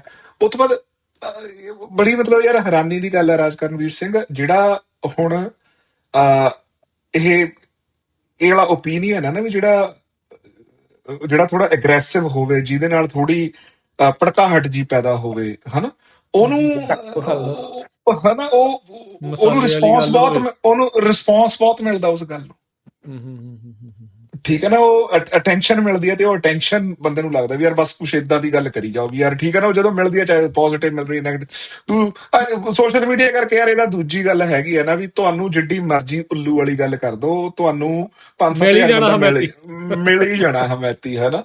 ਉਹ ਕਹਿੰਦੇ ਵੀ ਆਮ ਗੱਲ ਆ ਵੀ ਪਹਿਲਾਂ ਨਾ ਜੇ ਪੁਰਾਣੇ ਬਜ਼ੁਰਗਾਂ ਨੂੰ ਪੁੱਛੋ, ਸੱਥ 'ਚ ਨਾ ਕਿਸੇ ਕਮਲੇ ਬੰਦੇ ਨੂੰ ਬੋਲਣ ਨਹੀਂ ਸੀ ਦਿੰਦੇ ਹੁੰਦੇ, ਅਗਲਾ ਗਾਲਾਂ ਗੂਲਾਂ ਕੱਢ ਕੇ ਉਹਨੂੰ ਚੁੱਪ ਕਰਾ ਦਿੰਦਾ ਸੀ, ਰੋਕ ਦਿੰਦਾ ਸੀਗਾ, ਉਹਨੇ ਕਈ ਬੰਦੇ ਹੁੰਦੇ ਉੱਥੇ ਫਿਲਟਰ ਲੱਗ ਜਾਂਦਾ ਸੀਗਾ, ਉਹਦਾ ਕੋਈ ਨਲਾਇਕ ਬੰਦਾ ਸੀਗਾ, ਉਹਦੇ ਕੋਈ ਹੈ ਨਹੀਂ ਸੀਗਾ ਉਹਦੇ ਉੱਤੇ ਆਉਣ ਦਾ ਤਰੀਕਾ। ਹੁਣ ਤਾਂ ਕੋਈ ਵੀ ਚੱਕ ਕੇ ਪੋਸਟ ਕਮਰਿਆਂ 'ਚ ਰਹਿ ਜਾਂਦੀ ਸੀ ਗੱਲ ਨਾ, ਉੱਥੇ ਹੀ ਨਿਬੜ ਜਾਂਦੀ ਸੀਗੀ। ਮੇਰਾ ਦੋਸਤ ਇੱਕ ਉਹ ਕਹਿੰਦਾ ਵੀ ਕਹਿੰਦਾ ਜਿਹੜੇ ਬੰਦਿਆਂ ਨੂੰ ਲੋਕੀ ਕੱਟੇ ਦਾ ਸੰਗਲ ਨਹੀਂ ਬਣਾਉਂਦੇ, ਕਹਿੰਦਾ ਉਹਨਾਂ ਨੂੰ ਬਾਈਕ ਬਣਾਤੇ ਹਾਂ, ਸਾਡੇ ਵਾਰ ਵੀ ਲੋਕੀ ਇਹ ਕਹਿੰਦੇ ਹੋਣਗੇ। ਪਰ ਮੈਂ ਉਹੀ ਗੱਲ ਕਰਦਾ, ਗੱਲ ਇਹ ਹੈ ਕਿ ਜਿਹੜੀ ਨਾ ਦੋ ਚੀਜ਼ਾਂ ਪੈਰਲਲ 'ਚ ਹੋ ਰਹੀਆਂ। ਇੱਕ ਚੀਜ਼ ਤਾਂ ਇਹ ਹੈ ਕਿ ਜਿਹੜੇ ਕੱਲੇ ਲੋਕ ਨੇ, ਬੜੀਆਂ ਸਿੰਪਲ, ਮੈਨੂੰ ਲੱਗਦਾ ਇਹ ਜਿਹੜੀਆਂ ਜ਼ਿੰਦਗੀ 'ਚ ਸਮਝਣ ਵਾਲੀਆਂ ਚੀਜ਼ਾਂ ਨਾ ਆਪਣੀਆਂ ਸਿੰਪਲ ਸਟੋਰੀਆਂ 'ਚ ਪਈਆਂ। ਜਿਹੜੇ ਕੱਲੇ ਲੋਕ ਨੇ ਉਹ ਤੋੜਨੇ ਵੀ ਸੌਖੇ ਨੇ, ਉਹ ਰੂਲ ਕਰਨੇ ਵੀ ਸੌਖੇ ਨੇ, ਠੀਕ ਹੈ। ਸੋ ਜਿਹੜਾ ਪਿਛਲੇ ਇੰਡਸਟਰੀਲਾਈਜੇਸ਼ਨ ਦਾ ਜਿਹੜਾ ਵਹਾਅ ਚੱਲਿਆ, ਉਹਨੇ ਲੋਕੀ ਇੰਡੀਪੈਂਡੈਂਟ ਕਰਤੇ, ਕੱਲੇ ਕਰਤੇ, ਕੱਲੇ ਬੰਦਿਆਂ ਕੋਲੇ ਗੱਲ ਕਰਨ ਨੂੰ ਬੰਦੇ ਨਹੀਂ ਹੈਗੇ, ਠੀਕ ਹੈ। ਸੋ ਜਦੋਂ ਵੀ ਉਹ ਸੋ ਉਹਦੇ ਕਰਕੇ ਕੀ ਹੋਣ ਡਿਆ ਕਿ ਜਿਹੜਾ ਸਾਡਾ ਸੁਣਨ ਦਾ ਜਿਹੜਾ ਆਰਟ ਆਫ ਲਿਸਨਿੰਗ ਆ ਹਨਾ, ਵੀ ਕਿੱਦਾਂ ਕਿਸੇ ਦੀ ਕੋਈ ਗੱਲ ਸੁਣਨੀ, ਕੋਈ ਗੱਲ ਕਹਿਣੀ, ਉਹ ਮੈਨੂੰ ਲੱਗਦਾ ਉਹ ਆਰਟ ਵਿਸਰਦਾ ਜਾ ਰਿਹਾ। ਸੋ ਜਦੋਂ ਵੀ ਹੁਣ ਅਸੀਂ ਪਬਲਿਕ ਸਪੇਸਿਸ 'ਚ ਆਉਂਦੇ ਹਾਂ, ਅਸੀਂ ਸੁਣਨਾ ਨਹੀਂ ਚਾਹੁੰਦੇ, ਅਸੀਂ ਕਹਿਣਾ ਚਾਹੁੰਦੇ ਹਾਂ, ਅਸੀਂ ਕਹਿਣਾ ਚਾਹੁੰਦੇ ਹਾਂ, ਅਸੀਂ ਸੁਣਨਾ ਨਹੀਂ ਚਾਹੁੰਦੇ, ਕਿਉਂਕਿ ਉਹ ਆਰਟ ਆ, ਉਹ ਪ੍ਰੈਕਟਿਸ ਕੀਤੇ ਆ ਉਹਦਾ ਹਨਾ, ਉਹ ਇੱਕ ਉਹਦਾ ਇੱਕ ਅਦਬ ਆ, ਉਹਦਾ ਇੱਕ ਤਰੀਕਾ ਆ, ਉਹਦਾ ਇੱਕ ਗਰੁੱਪ ਦੇ ਵਿੱਚ ਬਹਿਣਾ, ਕੋਈ ਚੀਜ਼ ਤੁਹਾਨੂੰ ਨਹੀਂ ਵੀ ਵਧੀਆ ਲੱਗਣ ਡਈ ਤੇ ਤੁਸੀਂ ਡਾਂਗੋ ਡਾਂਗੀ ਨਹੀਂ ਹੋਣਾ। ਉਹ ਫਿਜ਼ੀਕਲ ਸਪੇਸਿਸ ਦੇ ਵਿੱਚ ਜੇ ਉਹ ਨਹੀਂ ਆ ਤੇ ਸਿੱਧਾ ਵਰਚੁਅਲ ਸਪੇਸਿਸ 'ਚ ਹੀ ਹੋ ਰਿਹਾ। ਫਿਜ਼ੀਕਲ ਸਪੇਸਿਸ ਦੇ ਵਿੱਚ ਜੇ ਇੱਕੋ ਦਮ ਕਿਸੇ ਨੂੰ ਕੋਈ ਗੱਲ ਕਿਸੇ ਦੀ ਨਾ ਚੰਗੀ ਲੱਗੇ, ਉਹ ਗਾਲਾਂ ਕੱਢਣ ਲੱਗ ਪਏ, ਤਾਂ ਉਹਨੇ ਮੋਰਾਂ 'ਚ ਡਾਂਗ ਹੀ ਖਾਣੀ ਹੈ ਨਾ। ਪਰ ਵਰਚੁਅਲ ਸਪੇਸ 'ਚ ਪੋਸੀਬਲ ਆ, ਤੇ ਉਹਦੇ ਵਿੱਚ ਕੋਈ ਇੰਪਲੀਕੇਸ਼ਨ ਨਹੀਂ ਹੈਗੀ, ਠੀਕ ਹੈ। ਬੋਲ ਕੇ ਤੁਸੀਂ ਲਾਂਭੇ ਹੋ ਸਕਦੇ ਆ, ਉਹਦੇ ਵਿੱਚ ਤੁਸੀਂ ਗਾਲੋ ਗਾਲੀ ਹੋ ਸਕਦੇ, ਤੇ ਹੋ ਵੀ ਰਹੀ ਆਪਣੀ ਜਨਤਾ। ਤੇ as a matter of fact ਜਿਹੜਾ ਸਭ ਤੋਂ ਵੱਧ ਗਾਲੋ ਗਾਲੀ ਹੁੰਦਾ ਹੈ, ਕਿਉਂਕਿ ਉਹ ਸਭ ਤੋਂ ਵੱਧ ਐਨਗੇਜ ਕਰਦਾ ਆ ਸੋਸ਼ਲ ਮੀਡੀਆ ਐਲਗੋਰਿਦਮਸ, ਉਹਨੂੰ ਬੂਸਟ ਕਰਦੇ ਆ, ਠੀਕ ਹੈ ਜੀ। ਸੋ ਆਈ ਥਿੰਕ ਜਿਹੜਾ ਤੁਸੀਂ ਕਹਿ ਸਕਦੇ ਆ ਕਿ ਇਹਨਾਂ ਚੀਜ਼ਾਂ ਦਾ ਪ੍ਰਭਾਵ ਆ ਹਨਾ, ਇੱਕ ਵਰਚੁਅਲ ਵਰਲਡ ਨੂੰ ਅਸੀਂ ਰੀਅਲ ਵਰਲਡ ਦੇ ਵਿੱਚ ਮਿਸਿੰਗ ਹੁੰਦਾ ਜਾ ਰਿਹਾ। ਸਾਡੇ ਇੱਕ ਦੋਸਤ ਨੇ ਉਹ ਕਹਿੰਦੇ ਹੁੰਦੇ ਸੀਗੇ ਕਿ ਜਿਹੜੇ ਲਾਰਜ ਸਕੇਲ ਬਿਜ਼ਨੈਸਿਸ ਆ ਹਨਾ, ਪਹਿਲਾਂ ਉਹ ਪਿੰਡਾਂ ਦੇ ਮਗਰ ਆਏ ਹਨਾ, ਐਂਡ ਕੱਲੇ ਬਿਜ਼ਨੈਸਿਸ ਦੀ ਗੱਲ ਨਹੀਂ ਕਹੋਗੇ, ਤੁਸੀਂ ਪੋਲਿਟਿਕਸ ਦੀ ਵੀ ਗੱਲ ਕਰੋਗੇ। ਪਿੰਡਾਂ ਦੇ ਵਿੱਚ ਜਦੋਂ ਸਰਬਸੰਮਤੀ ਨਾਲ ਪ੍ਰਧਾਨ ਚੁਣੇ ਜਾਂਦੇ ਸੀਗੇ, ਜਾਂ ਪੰਚ ਸਰਪੰਚ ਚੁਣੇ ਜਾਂਦੇ ਸੀਗੇ, ਹਾਂਜੀ ਪੰਚ ਸਰਪੰਚ ਤਾਂ ਚਲੋ ਮਗਰੋਂ ਆਏ, ਪਹਿਲਾਂ ਤਾਂ ਮੁਖੀਏ ਚੁਣੇ ਜਾਂਦੇ ਸੀ, ਉਹ ਇਸੇ ਹਿਸਾਬ ਨਾਲ ਸੀ ਨਾ ਵੀ ਭਾਈ ਪਿੰਡ ਦਾ ਜਿਹੜਾ ਸਭ ਤੋਂ ਸਿਆਣਾ ਉਹਨੂੰ ਹਨਾ, ਉਹਦੇ ਵਿੱਚ ਵੀ ਇਲੈਕਟਡ ਪੋਲਿਟਿਕਸ ਆ ਗਈ, ਤੇ ਇਲੈਕਟਡ ਪੋਲਿਟਿਕਸ ਇਨਫਲੂਐਂਸ ਦੀ ਗੱਲ ਆ ਗਈ। ਹੁਣ ਤੁਸੀਂ ਵੇਖੋ ਪਿੰਡਾਂ ਦੇ ਵਿੱਚ ਹੀ ਲੋਕੀ ਦਿੱਲੀ 'ਚ ਬੈਠੇ ਹੋਣਗੇ ਜਾਂ ਇੱਥੇ ਵੀ ਆਟੋਵਾ 'ਚ ਬੈਠੇ ਹੋਣਗੇ ਜਨਤਾ, ਹਨਾ, ਤੇ ਉਹਨਾਂ ਦੇ ਨਾਲ ਲਾਇਲਟੀ ਕਲੇਮ ਕਰਨ ਨੂੰ ਜਨਤਾ ਆਪਸ 'ਚ ਛਤਰੋ-ਛਤਰੀ ਹੋਈ ਜਾਂਦੀ ਹੁੰਦੀ ਹੈ, ਹਨਾ। ਸੋ ਇਹ ਸਾਰਾ ਆਇਡੈਂਟੀਟੀ ਪੋਲਿਟਿਕਸ ਦਾ ਹੀ ਹਿੱਸਾ ਹੈ, ਹਨਾ, ਵੀ ਆਇਡੈਂਟੀਟੀ ਜਿਹੜੀ ਹੈਗੀ ਆ, ਤੁਸੀਂ ਕਿਹੜੀ ਆਇਡੈਂਟੀਟੀ ਕਲੇਮ ਕਰਦੇ ਹੋ। ਸਿੱਖਾਂ ਲਈ ਬੜਾ ਸਿੱਧਾ ਹਿਸਾਬ, ਸਿੱਖਾਂ ਦੀ ਪਹਿਲੀ ਆਇਡੈਂਟੀਟੀ ਦਾ ਜਿਹੜਾ ਵਾਲੀ ਵਾਰਸ ਆ ਉਹ ਅਕਾਲ ਪੁਰਖ ਆ, ਹਨਾ। ਤਾਂ ਫਿਰ ਦੂਜੀ ਆਇਡੈਂਟੀਟੀ ਜਿਹੜੀ ਹੈਗੀ, ਜਿਹਨੂੰ ਤੁਸੀਂ ਕਹਿ ਸਕਦੇ ਹੋ ਕਿ ਅਕਾਲ ਪੁਰਖ ਦੇ ਹਿਸਾਬ ਨਾਲ ਭਾਈ ਇਹ ਸਹੀ ਆ ਕਿ ਗਲਤ ਆ, ਹਨਾ। ਤੇ ਜੇ ਨਹੀਂ ਪਤਾ ਲੱਗਣ ਡਿਆ ਤੇ ਜਿਹੜਾ ਕੋਈ ਸਿਆਣਾ ਆ, ਜਿਹੜਾ ਹਨਾ, ਜਿਹੜਾ ਕੋਈ ਵਧੀਆ, ਜਿਹੜਾ ਕੋਈ ਰੱਬ ਦਾ ਨਾਮ ਲੈਣ ਵਾਲਾ, ਉਹਨੂੰ ਤੁਸੀਂ ਬਹਿ ਕੇ ਪੁੱਛ ਲਓ, ਹਨਾ, ਤੇ ਉਹਦੇ ਤੋਂ ਜੇ ਆਇਡੈਂਟੀਟੀ ਨਿਕਲ ਕੇ ਆਊਗੀ ਤਾਂ ਬੜੀ ਵਧੀਆ ਰਹੂਗੀ। ਪਰ ਤੁਸੀਂ ਆਪਣੀ ਵੀ ਕਮਿਊਨਿਟੀ ਦੇ ਵਿੱਚ ਵੇਖ ਰਹੇ ਹੋ, ਆਪਣੀ ਕਮਿਊਨਿਟੀ 'ਚ ਕੀ ਹੋ ਰਿਹਾ, ਆਪਣੇ 'ਚ ਹੋ ਰਿਹਾ, ਅੱਛਾ ਬਈ ਤੂੰ ਟਕਸਾਲੀ ਆ, ਹਨਾ, ਤੂੰ ਏਦਾਂ ਬਿਲੀਵ ਕਰਦਾ ਆ, ਹਨਾ, ਤੂੰ ਫਲਾਣਿਆ, ਤੂੰ ਆਹ ਪਾਰਟੀ ਨੂੰ, ਤੂੰ ਅਕਾਲੀ ਸਪੋਰਟਰ ਆ, ਤੂੰ ਆਪਸ ਜੁੱਤੀ ਹੋਣ ਡਿਆ, ਨਿਕਲਣ ਵਿੱਚੋਂ ਕੁਛ ਵੀ ਨਹੀਂ ਡਿਆ। ਬਿਲਕੁਲ। ਖੁਆਰੀ ਵੱਧਦੀ ਜਾਂਦੀ ਆ, ਤੇ ਜਿਹੜੇ ਲੋਕ ਚਾਹੁੰਦੇ ਆ ਵੀ ਇਕੱਠੇ ਨਾ ਰਹਿਣ, ਉਹਨਾਂ ਦੇ ਲਈ ਆਸਾਨ ਆ। ਜਿੱਦਾਂ ਤੁਸੀਂ ਕਿਹਾ ਵੀ ਪਹਿਲੋਂ ਪਿੰਡਾਂ ਦੇ ਵਿੱਚੋਂ ਇਹ ਚੀਜ਼ਾਂ, ਇਹ ਕਨਸੈਪਟ ਜਿਹੜੇ ਉਹ ਖਤਮ ਕੀਤੇ ਗਏ ਆ, ਉਹ ਇੰਡੀਵਿਜੂਅਲੀ ਖਤਮ ਕੀਤੇ ਗਏ ਆ, ਉਹ ਥਿੰਕਿੰਗ ਜਿਹੜੀ ਉਹ ਖਤਮ ਕੀਤੀ ਗਈ ਹੈ। ਦੂਰ ਤੱਕ ਸੋਚਣ ਵਾਲੀ ਜਿਹੜੀ ਗੱਲ ਆ, ਉਹਦਾ ਹੁਣ ਕੋਈ ਵਾਲੀ ਵਾਰਸ ਨਹੀਂ ਆ। ਸਿਰਫ ਹੁਣ ਸ਼ਾਮ ਤੱਕ ਜਾਂ ਮੈਕਸੀਮਮ ਕੋਈ ਕੱਲ ਤੱਕ ਸੋਚਦਾ ਹੋਊਗਾ ਵੀ ਕੱਲ ਨੂੰ ਆਹ ਪੋਸਟ ਪਾਵਾਂਗੇ, ਕੱਲ ਨੂੰ ਆਹ ਫੜਾਂਗੇ, ਤੇ ਉਹਦੇ ਤੇ ਆਹ ਚੀਜ਼ ਹੋਊਗੀ, ਤੇ ਇਦਾਂ ਹੋ ਸਕਦਾ ਤੇ ਉਵੇਂ ਹੋ ਸਕਦਾ, ਹਨਾ। ਮੈਂ ਨਾ ਇੱਕ ਹੋਰ ਛੋਟੀ ਜਿਹੀ ਗੱਲ ਸ਼ੇਅਰ ਕਰਨੀ। ਮੈਂ ਥੋੜੇ ਚਿਰ ਪਹਿਲਾਂ ਮੈਂ ਦੋਸਤ ਇੱਕ ਦੇ ਨਾਲ ਗਿਆ, NBA ਦਾ ਮੈਚ ਦੇਖਣ ਗਿਆ, ਹਾਂ, ਤੇ LA ਦੇ ਵਿੱਚ ਸੀਗਾ, ਤੇ ਉੱਥੇ ਅਸੀਂ ਮੈਚ ਦੇਖਣ ਦੇ ਸੀ। ਤਾਂ ਉੱਥੇ ਦੋ ਟੀਮਾਂ, ਹੁਣ ਮੈਨੂੰ ਚੇਤਾ ਵੀ ਨਹੀਂ ਕਿਉਂਕਿ ਕਿਹੜੀਆਂ ਸੀਗੀਆਂ, ਉਹ ਦੋਵੇਂ ਟੀਮਸ ਆਪਸ ਦੇ ਵਿੱਚ ਉਹਨਾਂ ਨੇ ਜਰਸੀਜ਼ ਪਾਈਆਂ ਤੁਰੀਆਂ ਫਿਰਨ ਡੀਆਂ, ਤੇ ਉਹ ਕਹਿਣ ਰਹੇ ਹਨਾ ਵੀ ਅਸੀਂ ਵੀ ਆਰ ਪਾਰਟ ਆਫ, ਮਤਲਬ ਕੋਈ ਕਲੇਮ ਕਰਨੇ ਵੀ ਅਸੀਂ ਇਸ ਪਾਰਟ ਦਾ ਟ੍ਰਾਈਬ ਦਾ ਪਾਰਟ ਆ। ਹੁਣ ਜਿੱਦਾਂ ਅਸੀਂ ਇਹ ਸਪੋਰਟਸ ਟੀਮ ਨੂੰ ਕਰਦੇ ਹਾਂ। ਮੈਂ ਸੋਚ ਰਿਹਾ ਸੀ ਵੀ ਟ੍ਰਾਈਬ ਦੀ ਡੈਫੀਨੇਸ਼ਨ ਕੀ ਆ। ਟ੍ਰਾਈਬ ਦੀ ਡੈਫੀਨੇਸ਼ਨ ਆ ਇੱਕ ਲੋਕ ਜਿਹੜੇ ਕਾਮਨ ਐਕਸਪੀਰੀਅੰਸ ਚੋਂ, ਸਟਰਗਲ ਚੋਂ ਨਿਕਲਣ ਡਏ ਆ। ਤੇ ਟ੍ਰਾਈਬ ਦਾ ਮੇਨ ਪਰਪਸ ਕੀ ਹੁੰਦਾ ਕਿ ਜਦੋਂ ਉਹਨਾਂ ਦੇ ਵਿੱਚੋਂ ਵੁਲਫ ਦੇ ਟ੍ਰਾਈਬਸ ਵੇਖ ਲਓ ਤੁਸੀਂ, ਜਾਨਵਰਾਂ ਦੇ ਟ੍ਰਾਈਬ ਵੇਖ ਲਓ, ਉਹਨਾਂ ਵਿੱਚੋਂ ਇੱਕ ਵੀਕ ਹੁੰਦਾ, ਬਾਕੀ ਦੇ ਮੇਕ ਅਪ ਫॉर ਇਟ। ਮੈਂ ਸੋਚ ਰਿਹਾ ਸੀ ਇੱਥੇ ਬੈਠੇ ਆ ਜਿੰਨੇ ਵੀ ਟ੍ਰਾਈਬ ਵਾਲੇ ਬੰਦੇ ਹੈਗੇ ਆ, ਕਾਰਪੋਰੇਟ ਕੀ ਕਰ ਰਹੇ ਆ, ਉਹਨਾਂ ਨੂੰ ਕਹਿ ਰਹੇ ਵੀ ਭਾਈ ਟ੍ਰਾਈਬ ਦਾ ਹਿੱਸਾ ਜੇ, ਸਾਡਾ ਹੋਰ ਮਰਚੈਂਡਾਈਜ਼ ਖਰੀਦੋ। ਪਰ ਮੈਂ ਸੋਚ ਰਿਹਾ ਸੀ ਵੀ ਜੇ ਇਹਨਾਂ ਚੋਂ ਇੱਕ ਦੇ ਕੈਂਸਰ ਹੋਏ, ਦੂਜੇ ਨੂੰ ਪਤਾ ਹੋਊਗਾ ਵੀ ਇਹਦੇ ਹੈਗਾ ਆ, ਹਨਾ, ਇਹਦੀ ਫੈਮਿਲੀ 'ਚ ਕੀ ਪ੍ਰੋਬਲਮਸ ਆ, ਦੂਜੇ ਨੂੰ ਹੈਗੀਆਂ, ਉਹ ਸੋਲੂਸ਼ਨ ਪ੍ਰੋਵਾਈਡ ਕਰਨ ਡਿਆ। So I think the trick market ਦੀ ਇਹ ਆ ਕਿ ਉਹ ਹਰੇਕ ਚੀਜ਼, ਜਿਹੜੀ ਵੀ ਚੀਜ਼ ਜਿਹਨੂੰ ਤੁਸੀਂ ਕਹਿ ਸਕਦੇ ਸੁੱਚੀ ਆ, ਹੈਨਾ। ਐਂਡ ਹੁਣ ਇਹ ਮੈਂ ਸੌਰੀ ਟੂ ਸੇ, ਪਰ ਇਹ ਚੀਜ਼ਾਂ ਸਾਰੇ ਹੀ ਲੇਅਰ ਦੇ ਵਿੱਚ, ਸਿੱਖਾਂ ਦੇ ਵਿੱਚ ਚੱਲ ਰਹੀਆਂ ਨੇ। ਜਿਹੜੀ ਚੀਜ਼ ਸੁੱਚੀ ਆ, ਜਿਹਦੇ ਵਿੱਚ ਟ੍ਰਾਈਬ ਸੀਗਾ, ਕਬੀਲਾ ਸੀਗਾ, ਪਿੰਡ ਸੀਗੇ, ਪਰਿਵਾਰ ਸੀਗੇ, ਉਹਨਾਂ ਸਾਰਿਆਂ ਨੂੰ ਹੌਲੀ ਕਮਰਸ਼ੀਅਲਾਈਜ਼ ਕੀਤਾ ਜਾ ਰਿਹਾ। ਈਵਨ ਫਾਦਰਸ ਡੇ ਦੇ ਉੱਤੇ ਵੀ ਅਸੀਂ ਹੁਣ ਗਿਫਟ ਦੇਣ ਲੱਗ ਪਏ, ਫਾਦਰਸ ਡੇ ਨੂੰ ਵੀ ਕਮਰਸ਼ੀਅਲਾਈਜ਼ ਕਰ ਲਿਆ, ਠੀਕ ਆ। ਤੇ ਸੋ ਜਿਹੜੀ ਐਵਰੀ ਲੇਅਰ ਆਫ ਕਮਰਸ਼ੀਅਲਾਈਜੇਸ਼ਨ ਆ, ਉਹ ਆਇਡੈਂਟੀਟੀ ਪੋਲਿਟਿਕਸ ਦੇ ਦੁਆਲੇ ਜਦੋਂ ਇੰਨੀ ਵਲੇਵੀਂ ਹੋਈ ਆ, ਉਹਦੇ ਵਿੱਚ ਜੇ ਕੋਈ ਬੰਦਾ ਆ ਕੇ ਕਹੇ ਭਾਈ ਆਇਡੈਂਟੀਟੀ ਪੋਲਿਟਿਕਸ ਤੋਂ ਪਰੇ ਹੋਵੋ, ਮੈਨੂੰ ਲੱਗਦਾ ਵੀ ਦੈਟ ਇਜ਼ ਕਿਹੜੀ ਆਇਡੈਂਟੀਟੀ ਪੋਲਿਟਿਕਸ ਦੀ ਗੱਲ ਕਰਨ ਡਏ, ਹਨਾ। ਸਭ ਤੋਂ ਪਹਿਲਾਂ ਤਾਂ ਆਇਡੈਂਟੀਟੀ ਡਿਫਾਈਨ ਕਰਨ ਦੀ ਲੋੜ ਹੈ। ਤੇ ਆਇਡੈਂਟੀਟੀ ਜੇ ਤੁਸੀਂ ਆਪਣੀ ਆਇਡੈਂਟੀਟੀ ਕਿਸੇ ਪਰਟੀਕੂਲਰ ਥੀਸਿਸ ਦੇ ਦੁਆਲੇ ਡਿਫਾਈਨ ਕੀਤੀ ਹੈ, ਆਈ ਥਿੰਕ ਉਹ ਈਦਰ ਵੇਜ਼ ਆਇਡੈਂਟੀਟੀ ਆ। ਕੀ ਸਿੱਖਾਂ ਦੀ ਆਇਡੈਂਟੀਟੀ ਡਿਫਾਈਂਡ? ਹਾਂਜੀ, ਕੀ ਸਿੱਖਾਂ ਦੀ ਆਇਡੈਂਟੀਟੀ ਡਿਫਾਈਂਡ ਕੀ ਇੱਥੇ? ਕਿਉਂਕਿ ਹੁਣ ਆਪਾਂ ਜਿਹੜਾ ਇੱਕ ਮੁਹਿੰਮ ਨਾਲ ਦੇ ਨਾਲ ਪੈਰਲਲੀ ਚੱਲ ਵੀ ਰਹੀ ਹੈ ਨਾ, ਵੀ ਕਿਸੇ ਟਾਈਮ ਆਪਣਾ ਰਾਜ ਸੀ, ਦੁਬਾਰਾ ਰਾਜ ਦੀ ਜਿਹੜੀ ਮਨਸ਼ਾ ਦੇ ਨਾਲ ਵੀ ਜਿਹੜਾ ਉਹ ਚੱਲਦੀ ਹੈ ਗੱਲ।